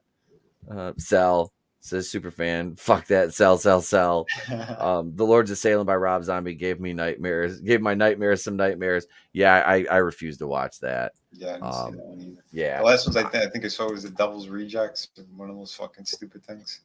Yeah, I liked House of a Thousand Corpses when it came out in 2001. It was okay, but there's a lot of really bad acting in it as well. The idea was kind of there, but then I think he dropped the ball on it. It fell apart. And then Devil's Rejects, the way that ended, it's like they're dead. There's no fucking way they survived that shootout. And then it's like Three from Hell. And I never watched that. I was like, I did a trailer reaction to it because I was like, I'll watch this. I dug the other ones. And then, just shit the fire. I was like, I ain't watching this fucking thing. Nope. Yeah. Nope. Terrible. Oh, you need that clip from Trading Places. Sell, Mortimer, sell. I'll find that on YouTube. I'll clip it and I'll make that for this segment. So am I the only one that buying that this is going to happen? I know it's going to happen. Well, it's going to happen, but I mean, like everybody wants to sell it. I'll just buy it. I know. Yeah, he's not getting my money. I can tell you that much. He's going to have to sell it in the $5 bin. It'll be right there with Ghostbusters 2016, Ocean's 8, Charlie's Angels 2019, Black Christmas 2019, Fantasy Island 2019. Right next to that Mace Windu comic book. Oh, poor Mace. What did Palpatine do to your forehead, Mace? Too soon. Oh, yeah. That was pre-lightning, man. He just looks that way. That's just what they think he looks like. Baby, I was born this way. Oh God, that's fucking El Terrible. Speaking of El Terrible, though, we're gonna go right into this next topic. My sketchbook. He said, "Boo this man." Well, we can boo that man. We can boo that man. We got to find the GIF though. It's here somewhere. Boo this man. He said, "Boo it." That's what I thought he said. Boo, Wendy Testaburger. Boo, Wendy, boo. All right, so speaking of things that smell rancid, here we are, ladies and gentlemen, the marysue.com. We need to talk about those annoying white people in Squid Game. That was this shit, not racist. The nearly perfect Netflix series has white people problems, and this is by Chelsea Steiner, who is white. Yeah, most of the more racist people are white, especially against whites. Yep. There's spoilers for the final episodes. I don't really care about spoilers for this. I'm just gonna watch it. But yeah, so apparently she has issue with the fact that let me scroll down here. I don't recall seeing any white people in Squid Game. Let's see. No doubt we'll see plenty of people dressed like the players, guards, and even the little girl killer robot. While Squid Game is an absolute thrill, it is one glaring issue within the series I struggle with. Namely, it's white people. White people have a long history of ruining things we all love. From the macro, the environment, and democracy, to the micro, cornrows and Chinese food. As a white woman myself, I can attest that we have an extraordinary talent for fucking up a good thing. Well, maybe you do. Already she fucked up because Chinese food was created by Chinese. They had leftover shit. They put it in a fucking wok. It was for the workers who were coming out, I think the coal mines or something, and they put it on the fucking table for them. Mm-hmm. So this bitch don't know shit. No, this is a self-loathing fucking far leftist fucking white bitch. Oh yeah, I forgot about the VIPs. Yeah. Sorry, go ahead. So it's hardly surprised that the second some white people show up on the Squid Game Island, the series takes a turn for the dumb. As the game moves into its final rounds, a flock of VIPs descends on the island, their identities shielded by metallic animal masks. Sidebar, aren't those masks heavy to wear? And how do they drink from a glass without spilling all over themselves? The VIP section is filled with sumptuous couches and body-painted servants, but no straws? Is the host eco-conscious or just psychotic? Are they a white person? You probably hate them. Punch this bitch. Oh, seriously. These VIPs are meant to be titans of industry, the wealthiest 1% who are bored with their earthly pleasures and luxury. Now, the only way they can get their rocks off is by betting on players in the game. It's a trope we've seen in countless death game films, from the powdered wig set of the Hunger Games to the Roman empires presiding over gladiator battles. But these guys, ugh, I don't know where they found these actors, presumably American tourists wandering the streets of Seoul. But their line deliveries are so arch and over the top, it ruins the experience. The VIPs also engage in endless exposition, parroting information viewers already have. For example, when 5 people remain in the game, you'd hear this kind of forced banter. VIP 1, only 5 remaining players. VIP 2, and then there were 5. VIP 3, 451 down, 5 to go. VIP 4, at least 69 is still here. Everyone laughs at the number 69 joke. I did Cleveland's voice that last one because I got bored with doing generic white people voices. Bitch, we know. We have eyes and we're watching the same show. This woman is just spiteful. All right, cunt. Who the fuck do you think gave him those lines? right? Jesus Christ. There's these things called writers. They didn't just walk on set and start fucking spewing dialogue. Like, I don't know. You've ruined white people, devil. Jesus. Oh my God. Yeah. Tony, have you watched Squid Game yet? No. Is it on Netflix? Yes. Yeah, I don't have Netflix. Okay. Only for Cobra Kai. All right. I thought you were talking about me. Never mind. Sorry, wrong tone. I thought I'm like, I haven't seen shit lately because it's all like, yeah. It's mostly stupid. It's mostly stupid. It's like your video series, Tony. Everything is stupid. Yes. Just continue watching Always Sunny. That shit is just, it's gold. And I do recommend What We Do in the Shadows. Yeah, that looks good. Like, I do want to check that out. There's one vampire on there who just always cracks me up. Whenever he says one line, this dude, his name's Laszlo. Every time he's about to change into a bat, he does it like Shazam. He goes, bat! And he turns into the bat. Fuck yeah. But it's nice. His delivery. His delivery is hilarious.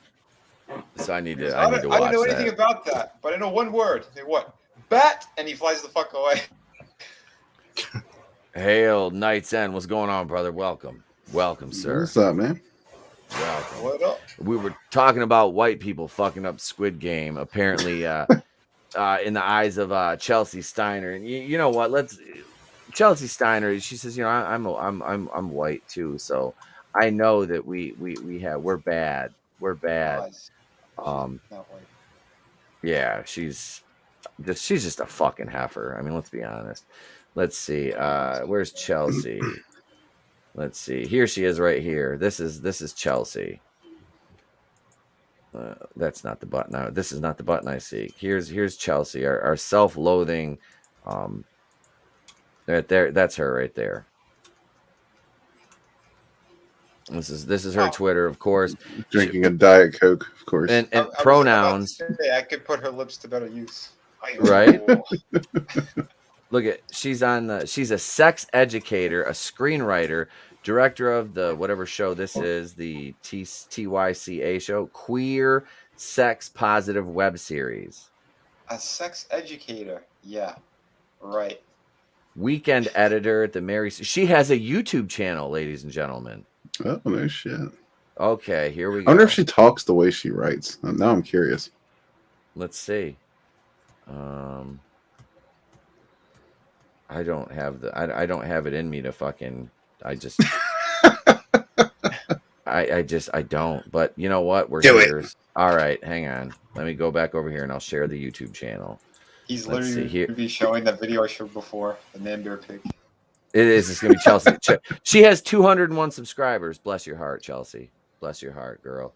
She hasn't uploaded anything in 2 years. She's uploaded anything in 2 years.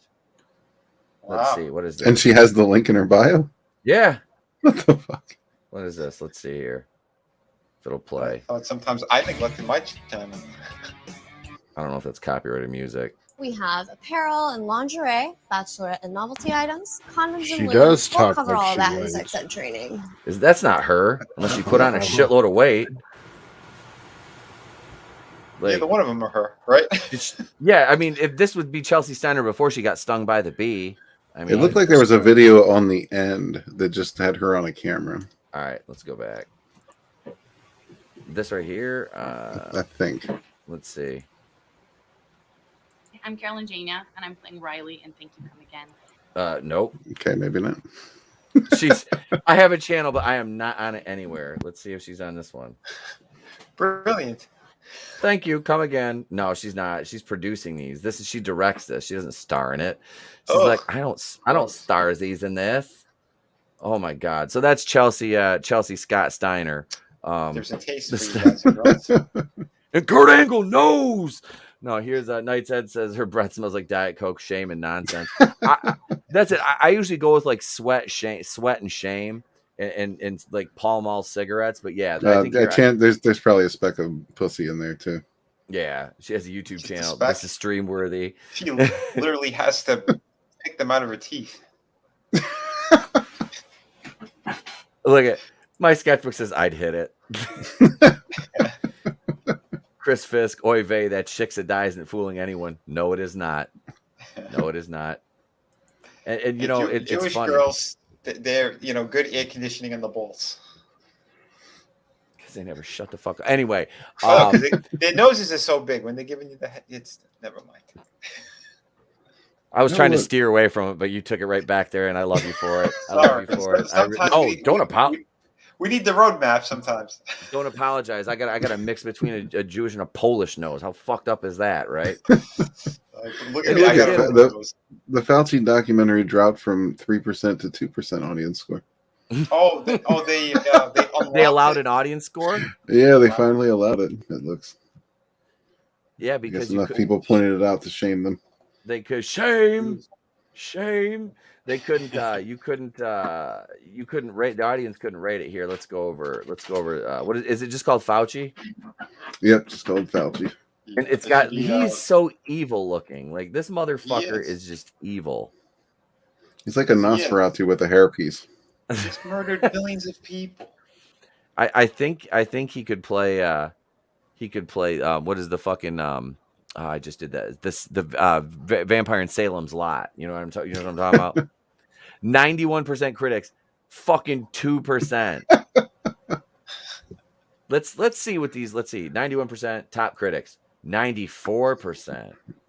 Now tomorrow, wait for all the hit pieces on the audience and how it was negative review bombed. Yeah, sure. By bigot, racist, anti-vaxxers. In another year, it'll be. What's I was just going to say this is going to be domestic terrorism in another year. Yeah, right. Making fun of him. Yeah, it will. And you didn't like Leslie Headland's acolyte. I can't wait for. Personally, I fucking hate all the new Star Wars shit, but I can't wait for Blockhead's show. I've been looking forward to that dumpster fire since they announced that fucking square-headed fucking bitch. Ugh, that's Christopher Ray helped her co-write it. Oof. If the goal was to humanize the 80-year-old talking head, filmmakers John Hoffman and Janet Tobias have succeeded. Of course. You're right. Humanizes the famous or infamous physician scientist and levels out who he really is by putting him on camera as much as possible. Sounds like a few people have been given a talking point. Oh yeah. Fauci accomplishes an even greater feat of showcasing the stormy relationship between science, politics, and public discourse, and what can happen when it all goes off the rails. Fauci is a rock-solid documentary about a noted scientist, Dr. Anthony Fauci, who's become both a rock star and a lightning rod. That guy gets another bonus. He's just a douchebag. What'd you say? What'd you say, Fauci? That guy gets another bonus for that review. I'm handing out $1,000 bills. They're not real. They don't know this. They're stupid. Oh, continue. Shit. I like hearing about myself. Let me go to the chat here. Chris Fisk says, "Wow, 2%. I'm surprised they didn't just shut that down." Right? That's kind of what I was thinking too. Bruce Lombardo, they finally allowed an audience score. As much as Fauci's rating goes from 3 to 2%, I would feel better if we could draw and quarter him. Right. Might do very well every elected official too. Yes, sir. Yes, sir. You are spot on. Brother. Give me a wooden cross and some stakes who wants to take down the real life Dracula. John Gruden got fired from the Raiders. Wow, they actually fired him over that shit. For those of you who don't know, John Gruden, coach of the Raiders, in a moment of anger, made a comment about NFL. I think he's the players' union head, DeMaurice Smith, and said he had lips like Michelin tires. Jesus. So, John Gruden, Chucky, no longer with the Las Vegas Raiders. So, yeah. It sounds like we could hire him on my squad. Or his Fauci the mummy. The vaccines, they target the dark-skinned people first. I designed it that way. It was saying when they moved the fucking Raiders here and spent a shitload of taxpayer dollars on the fucking Raiders, the least they could do was rebrand them. Yeah. But I think the Las Vegas Michelin lips would have been good. I can't believe I can't believe he actually got fired over it, because when he said it, he wasn't even an employee of the Raiders at that point, I don't think.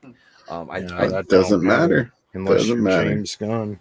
Jesus, yeah, James Gunn can like sacrifice a child on the altar of Moloch and fucking drink the adrenochrome right out of him, and watch me get a Q sticker for that. I seen him do it. It was over at Obama's birthday party in the dungeon.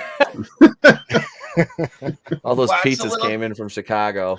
Yeah, lots of little children were locked up. There's some freaky shit that went on.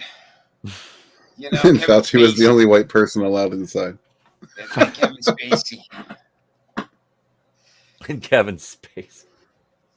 The things he did. Oh my God, I blushed.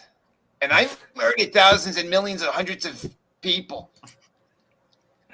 Horny Elf says, "What's up, gentlemen? Horny Elf is ready to party. What's going on, Horny Elf? Welcome." What up, Horny Did Elf? Kevin Spacey and Michelle keep disappearing? She's pegging fucking Kevin Spacey, or he is pegging. They them is pegging. I don't know. It's pronouns. Night Sense is a rock star, both extremely inconsistent. Yes, give him his own jabs. That would be fucking great if he had to take him. Fucci wants to coach tight ends. Damn you, Dr. Death. Damn you, Dr. Death. It's me, Paul Bear. Kane was my... I do the earn thing. Hang on. He's my... Kane was my son. Undertaker, you son of a bitch. Where's Fauci? Bring my son back, you jabbing bastard. I can't make my neck fat enough to do the Paul Bear. There's no coming back. Not from the Fauci attack.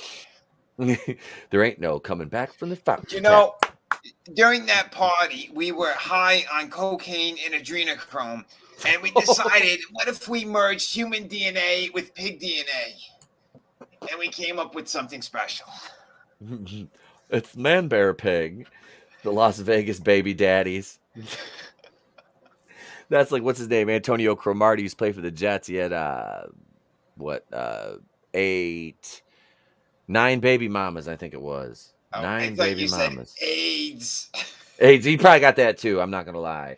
He got that from you, Listen, Fauci. Stay away from public toilet seats. Very contagious. Are you putting the gays in the camps, Fauci? Yeah, because of like people like George Takei. They do things with the butt. So if you sit on the toilet after he uses it, you're gonna catch it. I'm a doctor. Trust the science. Trust the science. Horny Elf says, "I love this fan base. We love you too. We love you too, Horny Elf." Manliness Motivation coming back. Is that a movie Kevin Spacey would watch? I'm pretty sure. It is. Coming on backs. Coming on backs. Of children. Passing back. Oh. Kevin Spacey. His next Oscar. That's why Kevin Spacey wanted to be in that movie. What was that movie where he was the teacher? He had Haley Joel Osment. Pay It Forward. He's like, pay it forward. Apologize. Pay it. Jesus Christ. Oh, we're gonna play some memes and wash away our sins. And, We're going to hell. We're going to hell. We'll be back shortly with our main topic, ladies and gentlemen.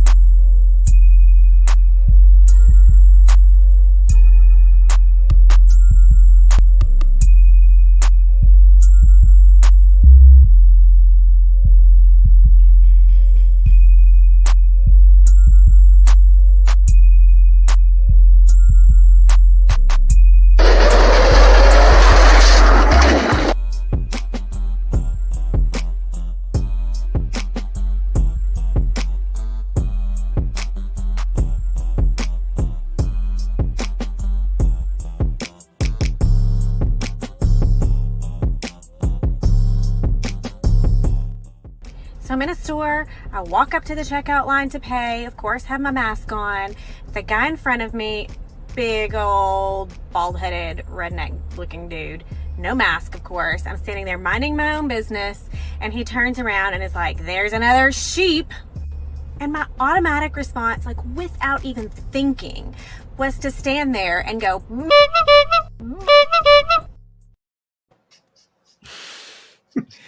Of all the things that didn't happen, that didn't happen the mostest. That bitch would have never said like I'm just sitting there going, go on.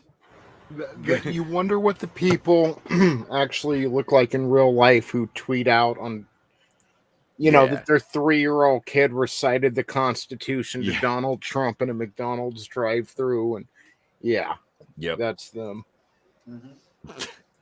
Yeah, I love that when you'll see these these like I'm in that, what is that, single moms currently, or it's single, or is it females overestimate the current market value, this tag group I'm in on Facebook. And big shout out to anybody that's in that group. It's fucking gold. And that one, in it always blows my mind how God turned a rib into a loudspeaker. That's another good one. But seriously, I saw one of those pictures there you're talking about, Tony. So you got this girl, right? And she's like posing, and she's like, "Oh, my 6-year-old took this picture of me." And it's like, bitch, no, you set the timer on it and stood there. Like, your 6-year-old can't even fucking formulate a sentence, I'm sure. There's 18 apostrophes in that child's name. It does not know who its father is. And you're on, and this is a fucking Tinder profile picture, you fucking dumpster. Like, get the fuck out of here. Wow. I bet the kid was still attached to her tit at 6 years old drinking milk. It was like the fucking kid from the Veil in Game of Thrones. He's like 13 and he's still breastfeeding. Yeah. It's like, this is going to be a problem later on in life, I'm sure. Chris Fizz, geez, that makes me wonder. Poor Haley. Joel Osment must have been passed around like a bong at a Grateful Dead concert in Hollywood. Oof. Oof. Oh, what's up? Like now. PJ, what's going on? What up, PJ? Please tell me we have a show. I can't wait for your show to come back. We're gonna have some good shows, man. Welcome, PJ. Welcome, sir. Go subscribe to Orville Nation if you're not already. Great guy over there, man. PJ does a lot for the community. Is a super good dude, and runs a fun show, some fun streams, and just really chill, and a great group of people over there. So shout out to Elihu, Katie the meteorologist, T and Telly with Maria, all the peeps over there on the streams that we get to work with over there. So you guys rock, man. Thank you for showing up, PJ. Appreciate you always, brother. Did you say dumpster? I said dumpster, but yeah, it's that's basically what I was referring to. Hey, Frog G said he thinks he's banned in your chat. You check out Frog G's. How could Frog? I'll have to check it out. I don't know how I don't think. But Frog G is here and watching. So hail, Frog G. Yeah, hail, man. I don't apparently can't comment, which is really weird. I haven't banned anybody. Neither have any of my mods or anybody in forever. The last person to get banned was other than like the usual trolls and bots I get are who was it? Leo Red got pocket banned on accident by Chris Wicks from all the way from Australia when he was driving. It was fucking hilarious. Chris was listening to the show. He put his phone in his pocket and pocket banned Flare X and Leo Red, who both of them had backup accounts, and they jumped back in the chat. But I don't see. Wait, Orville Nation says Katie got 2 Emmy nominations. Katie is our meteorologist friend. She got 2 Emmy nominations. I did not, but that is freaking amazing. Yeah, congrats. Big shout out to Katie, the meteorologist. Her channel on YouTube is So Many Random Fandoms. Long name, amazing results. She is hilarious. He is dude. She's so fun too. That's the thing. Is like I always said when I stream with her, she reminds me of my youngest sister, man. She gives off like a really positive energy, and you can pick up on that. I don't know, Vinny. I'm looking in the private chat right now at your question, and I don't know if that. Yeah, I can go. I'll have to go through and check my wrenches. Yeah. That might be a good idea. Just in case. Yeah. Channel and the subs, right? So this is our main topic. I'll go through and check that though. I'll have to check after the stream. I apologize, Frog G. I am sorry, man. Let me check, and if anybody is banned that I haven't banned myself, or I've instructed one of my mods to do it, obviously I'll make sure that you can comment. But I apologize. I mean, it could be YouTube because YouTube is asshole. YouTube has been nuking people's comments, like Nelson the Gentleman, who, we've seen his name in the chat. He's been here for probably a couple months now. Yeah, I've seen him around all over the place. Yeah, and he said that I removed a couple comments from the live stream. I'm like, No, I didn't. He's like, well, it said they were removed. I was like, I never removed any comments. Wasn't YouTube taking away a lot of people who were trying to drop links as well? I thought they did that not too long ago. Yeah. Yeah, that's a fucked up thing, is they can't do it to people who are wrenched. They shouldn't be anyway. Right. It's Halloween Queens. Yeah, they turned this. Yeah, so Halloween, I hated the 2018 version. If you want to see me, I think it's the first movie I reviewed is Cleveland, was Halloween 2018. Because I hated it so much. I'm just like, I can't do this myself. Cleveland's got to do this. Because I wrote the review and then I sat on it for like months. Did it hurt But you? yeah, it did. It hurt my tuchus. It hurt. Tommy and the Guinea Pig Collective. What's up, Tommy? Hail, brother. What's up, Tommy? Hail, man. Welcome. He made it just in time for the main event. We're talking about Halloween Kills, which is anybody else watching this Friday night on HBO Max? Oh, I don't have or in the theater. I might. What about you, Tony? I've never been big on the Halloween movies. Like, maybe I'll check it out. Tony, go to hell. Fucking Come on. The original Loomis, fantastic. Yeah. Those first couple of movies were good. Yes, PJ, I did the whole movie the whole review as Cleveland, and I think it's like 28 minutes long. Like, I did the whole video in character. Nice. Yeah, but yeah. So just let me fill you in before we get into the article what the premise of this is. For those of you in the chat who aren't aware, there is a scene in the spoilers where Michael Myers emerges from the house that's on fire, and he kills a bunch of firefighters. So now there's people that are saying that this is offensive and it needs to be taken out, because how dare you show any depiction of firefighters getting murdered in a movie? So there's that. It's just kind of along the same lines of, nurses were the lifeblood of this country, and then fuck you didn't get the vax, so you're out of a job, that kind of thing. Pretty it's a horror movie. Anybody's fair game. You know what I mean? Like, if they had my likeness in there and they cut my fucking head off, I wouldn't care. It's a horror movie. Right. And by the way, Tony, I didn't mean that, man. I just, God. People are too fucking sensitive on both sides of things. Like, seriously. Oh, absolutely. Just fuck off with this shit. I mean, it's a horror movie. People are going to die. Doesn't matter what they're wearing. Doesn't matter what their job is. If they're in the way, they're in the way. They're going to die.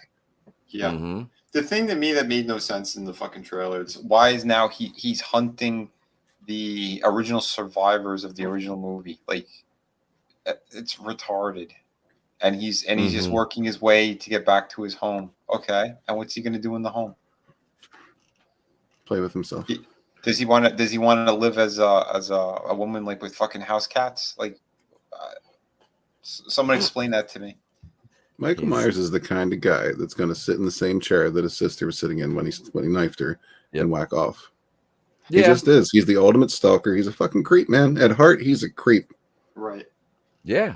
The weirdo. He's a pervert. He's always checking out people through the windows, doing naughty stuff. Okay. He's a creep. He's hunting those original people because they saw him whapping off in the chair. He wants to kill them all, and then resume his whapping off. Yeah, they could have Polaroids. You never know. Gotcha. That took a turn I did not foresee. Michael Myers is a weirdo. Come on, man. Yeah, absolutely. He is stalker supreme. I only know one person on earth that's a bigger stalker than Michael Myers, and I'm not going into that. How many downvotes did you get so far? Speaking of... Let's see. On the stream, let's see. We have 27 upvotes and 0 downvotes. All right. So I forgot. I might be busy tonight.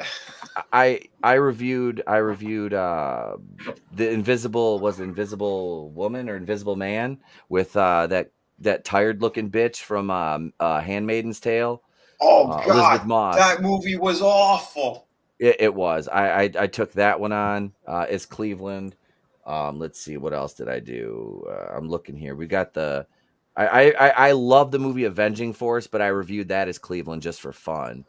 Where the hell is my Halloween 2018 video? I can't even find it. I talked about Resident Evil as Fauci. I think I got to do I think they dropped the new trailer for Resident Evil, so maybe I'll do Fauci's opinions on the new trailer.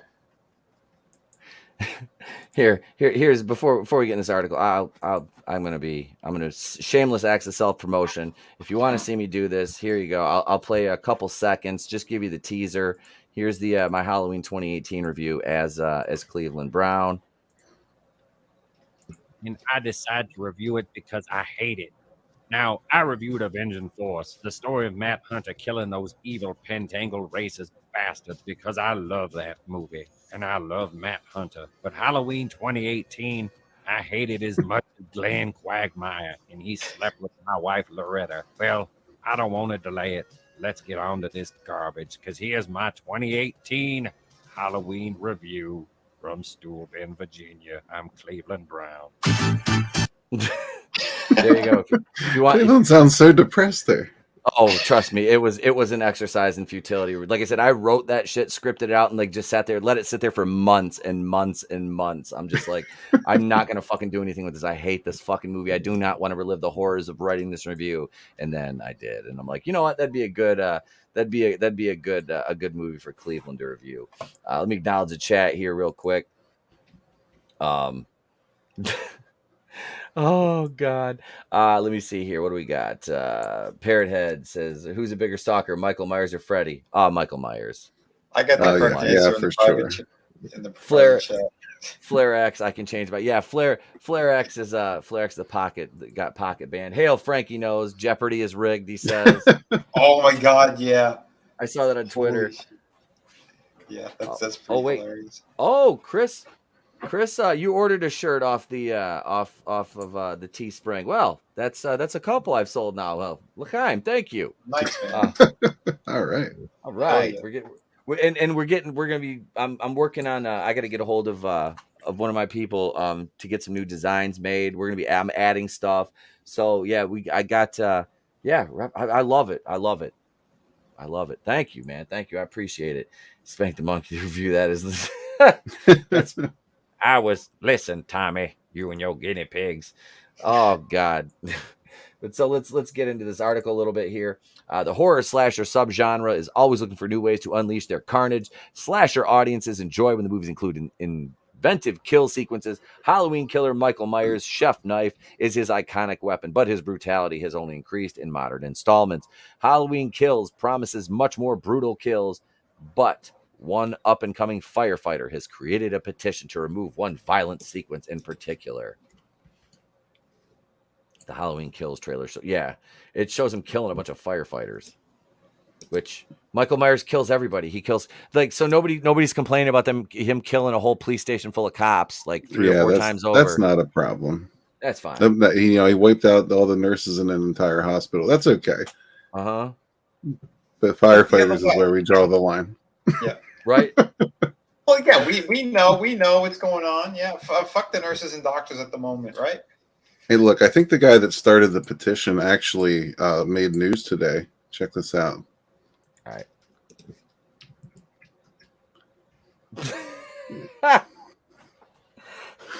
Yeah, so congratulations, dude, or ma'am. Congratulations, it. They're getting more and more accurate. I'm fucking telling you. I actually think this is the person who started the petition. Seriously, I think so. It wouldn't surprise me. It would not surprise me. God. Yeah, grow a penis, dude. Seriously. Yeah. Like, dude, it's a fucking movie. It's a horror movie. They kill everybody. And if you watch the Cleveland video, I'm gonna tell you, it's 31 minutes long. I suffered for 31 minutes. It's like one of my Batwoman reviews. All right, I suffer for those. And speaking of which, they're back this week, Thursday afternoon, probably later in the afternoon, Thursday. What's that, Vinny? The herps. That will be back. I said that too. Well. They're herperoids. They've multiplied and they've morphed. But anyway, enough about that. No, seriously, Batwoman is a herperoid, though. She is. Bat Faker, as the fans call her. So Halloween revival started with David Gordon Green's 2018 movie, which I fucking hated, in the first installment of a trilogy that ignores the original continuity after the 1978 classic, and that's why I hate it. They shit on the okay, I'm sorry. Halloween 1 and 2, super good fucking movies, like they were. The original one is a fucking horror like classic. That movie is amazing. The second one is good. The third one, Season of the Witch, is fantastic as a standalone. Yeah, it's something. But if you take it out of the Halloween, it's a great standalone movie. Plus, it has Tom Atkins and his glorious mustache. So there's that, which he still rocks to this day. Tom Atkins still looks like he could kill the space slug aliens from Night of the Creeps and take on the old Irish guy in Season of the Witch. What's his name? Cochran. Mr. Cochran that owned the mask. Dun, dun, dun, dun, dun, dun, dun, dun, dun, dun. Hey, more days till Halloween, Halloween, Halloween. Dude, listen. Halloween, Silver Shamrock. I've seen the movie a couple times. I don't have their names memorized. It's not one of those. It's not one of those for me. I've seen it a lot. And yes, I'm following what you're saying in the private chat. And there it is. Hang on a second. And bam, Chris Fisk. You, sir, have been knighted in the chat. You have your wrench now, sir. There you go. But no, part 4, Halloween 4, was the first appearance of Danielle Harris as Jamie Lloyd, and Halloween 4 is fucking great. That movie is my favorite installment in the entire franchise, and I say mine that too. Not even. It's good. It is. Dude, you fucking brought that franchise back because what was it? Because Mustafa Akkad came back to do that one, and they were like, they got Donald Pleasance back, and he was up there in years. I mean, but they got him back, and yeah, it was fucking great. You're welcome, Chris. You're welcome, sir. Thank you. Was that the one he passed away on while they were filming, or was it the next that was 6. I think that was 6. The one with Paul Rudd, the one they cut all to hell. There's like 4 different cuts of it. I think there is. Okay. Yeah, they really screwed that one up. Yeah, it's been a while since I saw that one. Oh no, I got that's the next series I'm gonna buy because now I'm done with the Friday the 13th one. I'm gonna start reviewing. I'm doing Phantasm, so I got all 5 Phantasm movies I'll have out by the end of the month. I've got 20 days to do these 5 movies. And everything else I do, and my Batwoman reviews. So I'll be finishing these in 2024, and there's only 5 movies. But yeah, so here we go with that. But no, so they want Halloween Kills. They want this scene taken out. Halloween Kills, the second installment with Halloween Ends, meant to close out the trilogy next year. The Halloween Kills trailer shows Michael slaughtering a firefighter crew in front of a burning house. Next, it includes angry mobs and the 3 Strode generations of strong women who seek to put an end to Michael's rampage once and for allsies. Here it is right here. Yeah, because he's just ripping through these guys. And it's like, dude, it's a fucking movie. This is great. Exactly. He's going to be on a murdering rampage. That's the whole fucking point of what he's doing. The motherfucker's killed dogs. He's killed women. He's killed, has Michael ever killed any kids? He tried. I'm pretty sure. How do we get him? He did in 2018. Yeah, that's right. He did. Well, he did. The little black kid was the smartest person in the whole fucking movie because he ran the fuck away. No, not that kid. The kid in the truck when they him and his dad found the roaming mental patients. Was that the Rob Zombie one or is that this one? That was this one. That was this one. That was this one. Yeah. Oh, that's right. They did. He was out hunting. With his dad. That's right. I haven't watched that. I've tried to mentally block it out. The last time I watched it was when I reviewed it. And I've tried to block out those 2 stupid fucks that were making the documentary. And they're like, let's show him his mask. But he did leave the baby alone. He did. He left the baby alone. So that's good. He has some limits, right? Well, how do we get him to go after the Fouch? There's got to be a way. You take away his kitchen knife and give him a syringe and tell him you got to take the vaccine, Michael. Fauci says so. This is the crux of his surprise, bitches! I'm actually Michael Meyer, and I'm on stilts. I knew he had lifts in his shoes. Fauci's lifting. I'm on top of Walton's shoulders, and we got lifts on both of us. Oh God, this right here. It's wrong because firefighters have been lured into house fire and murdered by the person who set the fire. The petition reads, and it's wrong that Michael killed the firefighters with the gear from the other firefighters he killed. Okay, cops haven't been lured into situations where they were murdered. Yep. I mean, this whole argument is just retarded. It is. Look at the writer specifies that they are a soon-to-be firefighter, which is partially why they find the footage to be so offensive. As a soon-to-be firefighter, I find it very offensive, and so does my mom and dad, who are retired firefighters. They continued. So I want that scene taken out of the movie. I guarantee you, this is a redneck. Oh, or there's someone up that path, because I know I've known a lot of firefighters in my day. A lot of them are really cool people, but you have that little sect, right? That are all there, and they're all volunteer, and then they're like these wannabe weekend warriors. They go to their fire hall. That's all they do is hang out there. It's like their whole life. And I'm not denigrating anyone. I'm just saying there's this sect that just take themselves way too fucking seriously. Mm-hmm. Yep. Taxi drivers and pizza delivery people lured to their deaths too. Yep, they absolutely have. They absolutely have. But all of a sudden now we're going to be all indignant because Michael Myers is slaughtering fucking. This is like I said. Look at part 4. The entire police station gets wiped out. Part 5, the end of it, the entire police station gets wiped out by the man in the black trench coat. From the cult, and it happens every fucking movie, every horror movie, like this style, like your Friday the 13th, the Halloween movies. The cops are gonna get fucking wiped out. It happens. In the 2018 when they had those two doofuses sitting out watching the house down the road, and there was a deleted scene where they were talking about their food, and they got fucking, those two got offed. It was just. And they always make them look dumb. That's the thing. You know what I mean? It's just like, right. I don't know. It's like in Deadpool too. The Matt Damon and the other one, when Cable lands, he kills them and then he takes the fucking truck. Yeah. Something he killed. Wait, what does Orville say? What do you think of the unattached nacelles on the Discovery and STV? I haven't seen the season 4. How did that make it to 4 seasons? We only got Star Trek Discovery. We only got 1 season of Terra Nova, and we got 4 Star Trek Discovery. That hurts. Small time's right. Wait, let me go. Fauci's controlling Mike Myers, makes him wear a mask all the time. That's the extreme measures. I'll teach you plebs not to get vaccines. Listen, vitamin D is no good for your skin, so wear this jumper and this mask.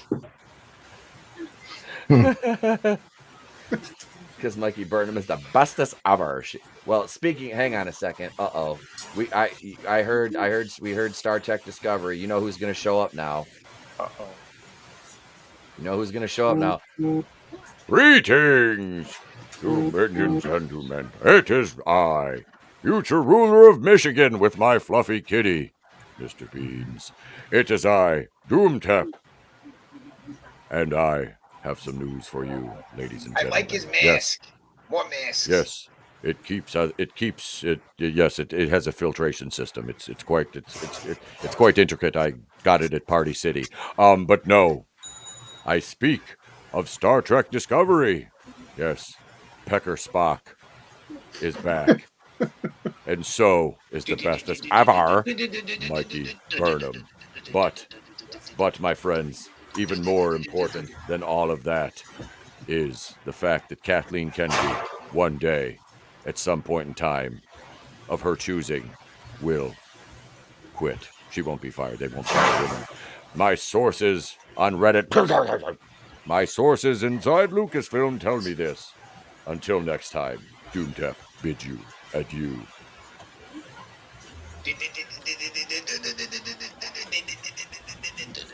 He always shows up at the most inopportune times. What an a-hole. I know. Fucking Right? Doom. What a Doom Tap. What a fucking Doom Tap. Doom This Tap. guy. Him too. Fuck that guy. Little from column A, little from column B. Hey, wait. Hey, when will Fauci be fired? Before or after Kennedy leaves Lucasfilm? Hang on, I'll ask him. Doomtep. Yes. When's Fauci gonna get fired? Fauci will never be fired. He will inject himself one too many times in the ball sack and drown from within. I don't know. I don't know what to tell you. You heard it here first. You heard it here first. Fauci's going to inject himself too many times in the balls with his own. I mean, I'm just kidding.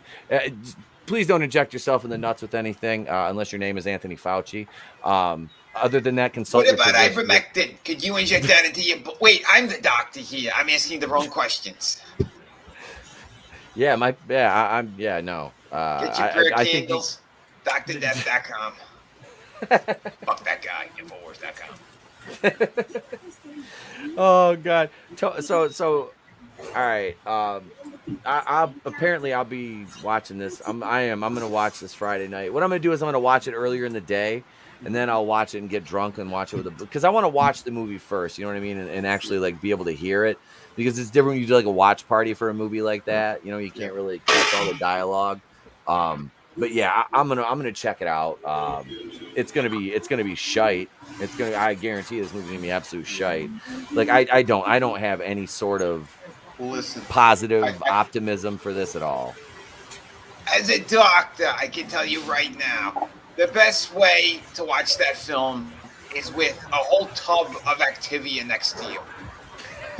And diapers. I have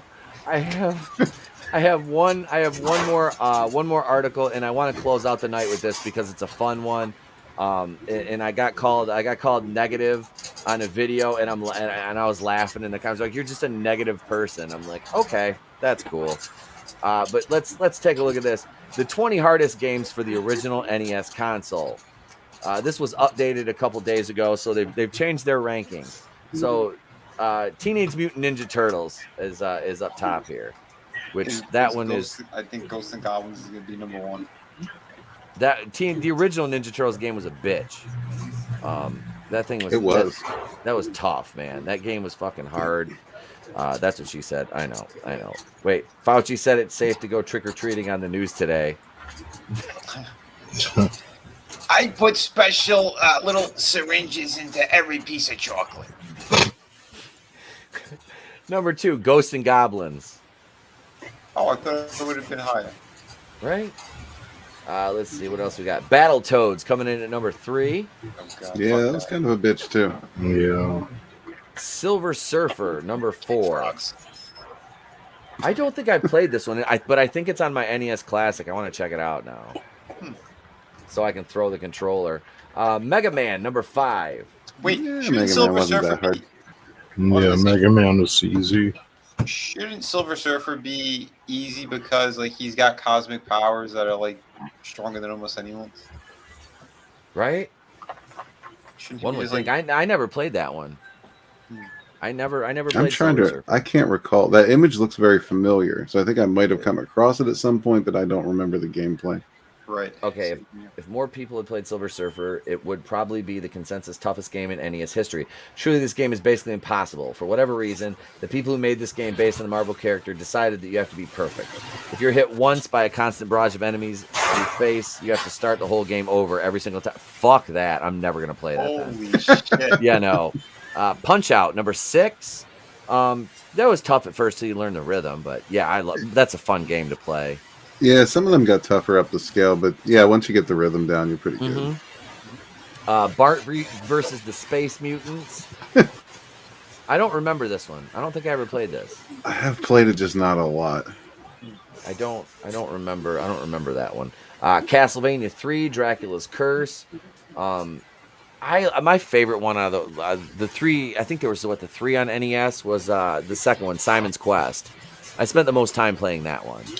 Yeah, that was a good one. Yep, that was fun. What's funny is they specifically designed that game so that you had to buy Nintendo Power to get through it because there was shit that was so whacked out you couldn't possibly figure it out on your own. But my brothers and I figured it out on our own. On Simon's Quest? Yeah. Nice. Damn. I have there's a stack of Nintendo Powers down here on the floor underneath one of the desks. I'll have to look through see if there's any Castlevania stuff in there. Here we go, number 9, The Adventures of Bayou Billy. That's another one. Yeah. I remember that. I don't remember that. Yeah. I don't. Frankie, didn't you almost break your controllers playing that one? Oh God. Frankie says Punch Out was fun. Tyson was the only toughie. I never played Castlevania, says my sketchbook. Flair said he sold his NES. Tommy says I got something harder than that. Hey-oh. Hey-oh. Did Spy Hunter have an ending? That was a hard game. Fuck calling Nintendo. You figure it out or you die trying, right? I was a Sega Master System kid. Missed out on the NES. I bought The Adventures of Tree Humper. Somebody do box art for that for Walton. That'd be fucking great. Here we go. Let's see what do we got. Ninja Gaiden. Oh my God. Yeah, that one was tough. Ninja Gaiden was tough. That game is fucking tough as shit. Now I was playing that not long ago on the NES Classic. No. Fester's Quest. I never played that. That looks like Dr. Fauci.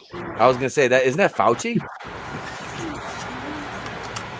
Yeah, I think they meant to call it Fester's ass. That's why it looks like Fauci. He's sitting back recovering from the pandemic. The AIDS pandemic. There is no recovery. There's only death. What do we got? Friday the 13th. That game was a bitch. Yes. Yeah. And I love that game, but my God, was it a bitch. Oh, fuck, man, that thing. Yeah, we were playing that like when I was in my 20s still over at my buddy's house. We'd go over there for lunch break and get stoned and play fucking Friday the 13th on the NES, man. Yeah, that it's... You know, I really want to play the new one. That one looks, the graphics on it look so cool. It look fun. I watched gameplay on it. It looks neat. Yeah, and the interface on that looks like it was designed for Hollywood. Yeah, seriously, it was fucking cool. Yo Noid, number 13. No, I meant because it had a children meter. Well, look. Kevin Spacey agrees. Is Kevin Spacey going to be the new Freddy Krueger? Why not at this point? Because he likes children. Yep. The Karate Kid. No. The Karate Kid, no good. Kung Fu better. Kung Fu's way better. All right, Jackie Chan. No. A Kung Fu way better. Friday the 13th was a horror of a game. Never finished it. Always ended in fuck you, Jason. We never bought Dominoes back then, so I never played the Noid game. Same. I never played the Noid game. Yeah, I don't think I did either. Double Dragon 3, The Sacred Stone, 15. I don't remember this one. I don't think I played Double Dragon 3. That's when it started going downhill. Did it? Yeah, like Double Dragon 1 and 2 were good. But... Mm-hmm. You know, it was a good game. Fucking Bad Dudes. Oh, dude, yeah. That game was fun. It was like Renegade, kind of. If you remember Renegade. Yeah. It was kind of like that. I like those style. Tony, did you beat the first 2 Double Dragon games? Yeah. You did? Yeah. Did you make it through this one? I think so. It's been so long, and the first 2 I had played a bunch. This one I rented and played for a little while. I think I beat it because it didn't take much to beat Double Dragon games, or at least that much time, you know. I just remember I didn't enjoy this one as much. Okay. I can't even tell you why. It's just I remember I didn't enjoy it. All right. Yeah, I started I played the first and second one back in the day. You know, I don't think I ever beat them because I never really played them consistently enough. It's something I just kind of rented to check out. Yeah. But it's fun. 2-player games. Trey and I were playing it not long ago on the classic I have that's jailbroke. So, Final Fantasy. This is a game I have never got into. I playing Trey started playing the first one. I never got into it.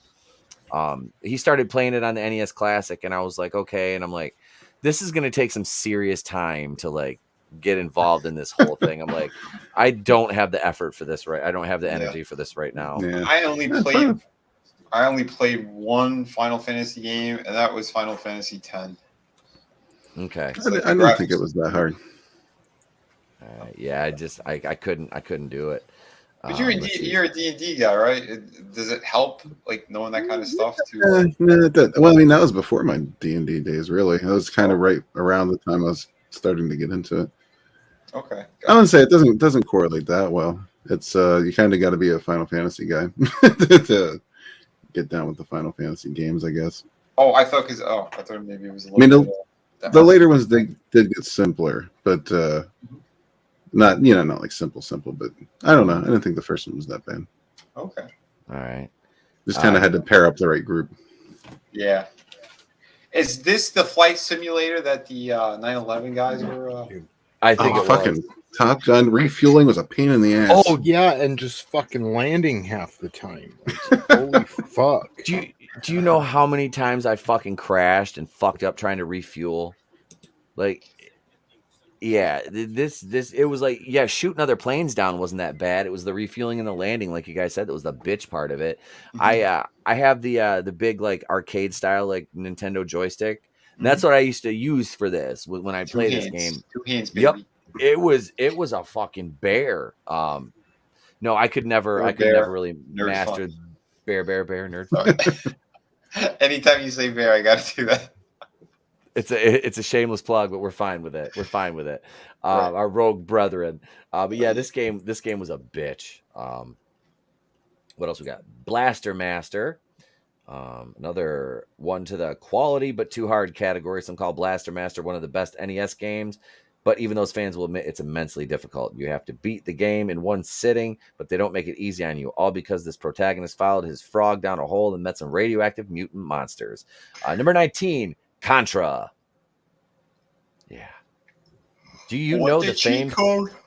Konami code? It's probably the most synonymous with Contra, and with good reason. With the code, you get 30 lives, and you might need most, if not all of them, to beat the game. However, if you don't use the Konami code, you only get 3 lives. Without the cheat code, Contra is extremely difficult to beat. Yes, it is. And so is the second one. And here it is, the most difficult one. Zelda 2, The Adventures of Link. I have a love-hate relationship with this game that has spanned decades. There ain't no cheat code with this one. Nope. I have never beat I beat the first Legend of Zelda. I have never beat this one. Frankie knows his Icarus. Dude, my son loves that game. Kid Icarus. He fucking plays that all whenever we're playing NES Classic, he wants to play Kid Icarus. Too. Yep. And Ice Climber. He loves Ice Climber too for some reason. He got hooked on Ice Climber. Cliffhanger. Oh, so there's your top 20 updated list of the most difficult NES games. Wait, Contra was deliberately made hard. It's why the code was made, because it was even harder for the devs. Yeah, that game was a bitch, man. To make it through that, like, because you get shot once, you're fucking dead, basically. You know, that's the bad thing about that. Bomberman. I remember that game, Daisy. I remember that game. Oh God, there was some fun. Like I said, Kung Fu is my favorite. That is my favorite game.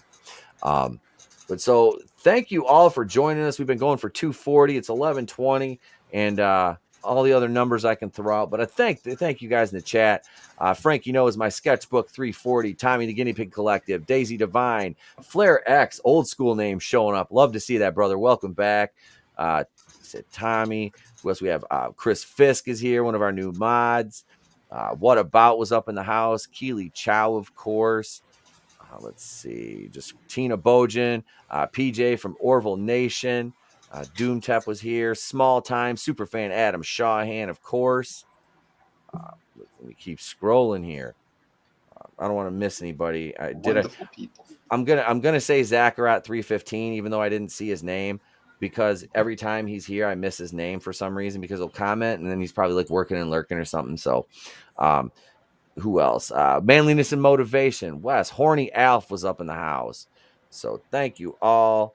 Thank you. I appreciate you guys and gals and everybody out there. Let me kick it over to my co-host, Mr. Tony ToneDef. He'll tell you what's going on this week over at the Clown World Review. Yeah, come check us out tomorrow night, Tuesday night at 8 p.m. Eastern Standard Time for the Monday Night War retrospective. We're going to be dealing with like the go home show, then the aftermath is Survivor Series 95, Diesel versus Bret Hart for the WWF Championship. And over on Nitro, yeah, Hogan's into some weird bondage shit both weeks, so come check it out tomorrow, 8 p.m. Clown World Review. Thanks, brother. Appreciate you, man. Yeah. Thank you. You're welcome. And the assistant regional manager, the Red Gaze. Hey, what up? What up? Yeah. Red Gaze on YouTube, at the Red Gaze on Twitter. Go to sunsworn.com and check that out as well if you haven't yet already. Books are going to be fulfilling very, very soon. Just waiting for the color books to come in, and then we're going to be shipping. So probably this week, books will start going out, and it's very exciting. It's a great time to be alive. Also got some Sunsworn / Bloodbond books / Red Gaze merch on the store as well. You can check that out in the upper right of my YouTube channel. It's sitting up there. So, yeah, it was a good time tonight. Hell, the chat, you guys are always awesome. You guys make every stream more awesome. And all you guys on the panel as well. Love being here every Monday. It's one of my favorite times. It makes Monday worth, worth dealing with most Mondays. But this is a pleasant Monday, though, I have to say. Yeah, excellent. Good, man. Good. Thank you for being here as Good always, man, brother. good man. Hell And yeah. here, last but not least, Mr. Vinny, the Hitman Art. That's right, brother. I came early to fight Diesel, Happy Thanksgiving, everyone, Oh, Jesus. Canadian Thanksgiving. It's Columbus Day or Indigenous Peoples Day. Right. Indigenous Depends on how much of a cuck you are. No, Columbus Day is fine. Again, I found out a little late. I went to the fucking post office and I got my package sitting there going, hey, we need to mail this out. I guess I'm going tomorrow. Anyway, guys, girls, everyone, thank you so much for all the support. I am working very hard and shout out to Kraken. I've been inking in a piece as we speak. I'm doing a time lapse at the moment. But yeah, we're going to get some more of these out there. I'm sharing screen right now.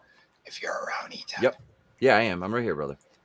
There you go. So yeah, I'm working on a character piece right here. This is one of the panels from a page. So yeah, we're gonna be showing some extra cool stuff. That's why I started doing like time lapse pieces. So there's gonna be some cool stuff to see.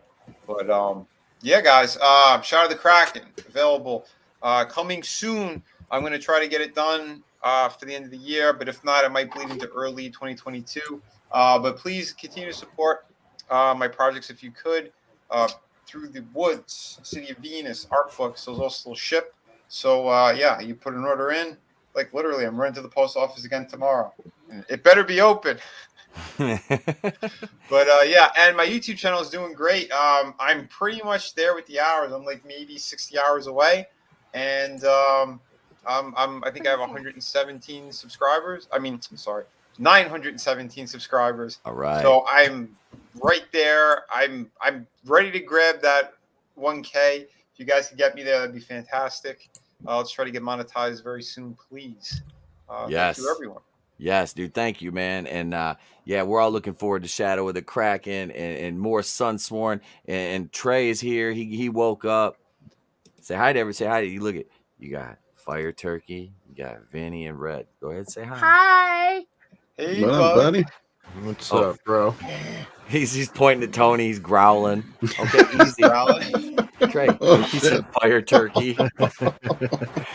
Hey, my sketchbook said, "Oh, hi, Mark." Oh, hi, Mark. Oh, hi, Red.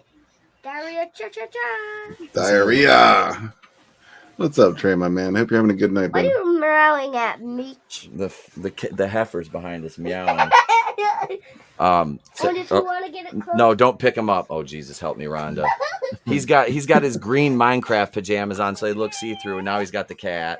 That's hilarious. This is the All cat. right, okay, say goodnight, buddy. Say goodnight. Oh, and hi, Vinny. Hey, Trey. Night. Say goodnight. Have a good night. Vinny. It's me. All right, buddy. Love you. Good night. Good night, buddy. Danger. Say goodnight. Night. All right, take one cat left. Take the other one out. Put Fat Boy down. Man, that's a big cat. He's like 23 pounds. We weighed him. Wow. He's all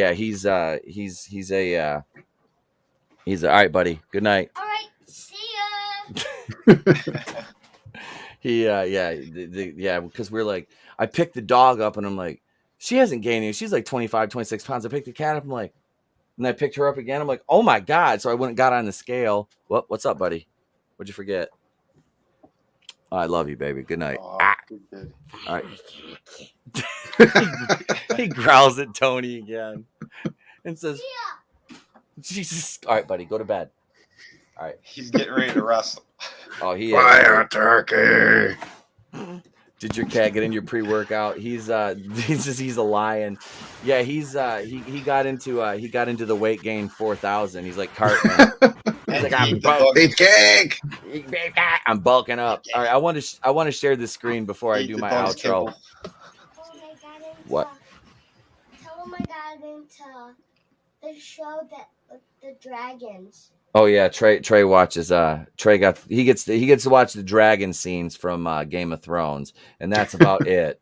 Nice. Because that switches like that, and we're like, no, out the room, but pause. Out. Okay, you got to get out now. There's Jamie and Cersei are hanging out. Get out of here. I think Chris Fisk just came in with the comment of the night. Oh, hang on. Well, let me go back to this. That's almost as big a pussy. That's cool. There's comments and then there's comments, and that is a perfect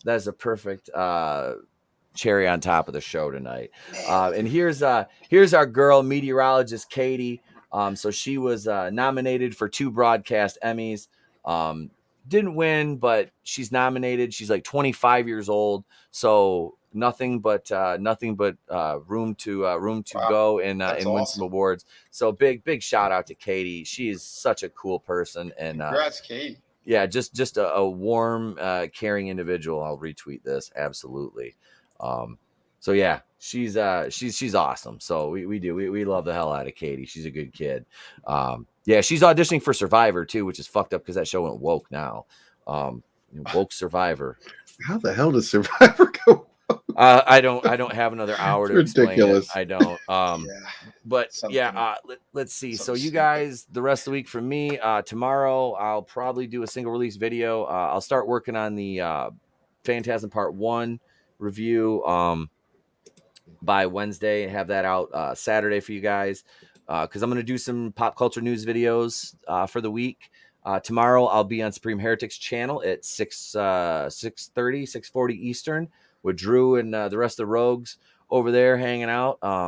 And after that, I'll be reviewing the Monday Night Wars with Tony. I'll be over there at 8. So hour and 20 minutes over on Rogue, and then over at Clown World Review with Tony. And I think Kendo might join us this week. And whoever else is on the docket, we're looking forward to the guests and some good wrestling from WCW, and then like you said, Hulk Hogan in bondage gear, and then fucking WWF, whatever they're trying to do over there. But yeah, Wednesday we've got going Rogue Wednesday night with the Master of the TDS, and his wife will be on too. They have the Gothic. What is their channel? I'm Gothic Therapy. It's Gothic Therapy. That's what it is. So they'll be on Wednesday, and we're still working on touching base with Nerdette's Newsstand, who was amped to come on, and I'm just waiting for a response. I've emailed her, and we're just waiting to hear back because we're gonna have a discussion. So yeah, and Thursday morning you'll get to, let's see, wait. Yeah, we'll do the morning show on Thursday. Because Thursday's gonna be really busy because I have the morning show on Thursday, then I have to go to school to do I'm not working Thursday or Friday because I have to go and handle some stuff for the little man on Thursday. So no video. We'll just do the morning show for about an hour. And then Thursday night, if PJ's doing a stream, I'll be over there. If not, I am probably gonna end up taking the night off and hanging out with the wife again because they're going out of town this weekend. Maybe. So maybe. So I'll have all weekend to work on reviews and stuff. So, but yeah, Friday I am going on a field trip with the boys' class. So, yay! I'm driving myself though. I'm not riding the bus. I'm like, fuck that. I'll drive my own truck. But no, we're taking the kids to a pumpkin patch, so that'll be really fun. Oh, But yeah, so that's and like I said, I'll have a Phantasm review out. Part 1 will be out this weekend. Part 2 earlier next week. Oh yeah, this Thursday, you get a Batwoman review Thursday night. That's right. Yay! So I'm sorry, no morning show Thursday because I'm going to dedicate all my day Thursday outside of having to go to the school for a little bit to go to a meeting to doing the Batwoman review. And if you didn't know, I greenlit Halloween. You're welcome. Because I pray to demonic spirits, and I think everyone should on Halloween. Pray to Fauci. Christmas, we don't know yet. But you only designated that vaccine should be the treats, right? That's the only authorized treats this year, correct? That is. Yeah, because I injected all of them with special booster medication. This is my. I'm going door to door, giving everyone ivermectin. Horse pace for everyone. Fuck Fauci. Oh, so that's it. That's the show, gang. I love you guys and girls out there in the chat. This panel is fucking amazing every Monday night. This is why Monday Night Going In Raw is the flagship here on the channel. I appreciate everybody, man. You guys and girls rock. Thank you so much for fucking coming out and hanging out with us, because your time is an irreplaceable commodity and you chose to spend it here with us this evening, and for that I'm eternally grateful. I'm Temple Queen of the Place to Be Reviews. I've been here with all of you. If I don't see you, have a great day, a pleasant tomorrow. I'll catch you on the next one, and remember, it's always better to burn out than fade away. Unless you're Dr. Fauci, then we'll throw you off a cliff with the lemmings.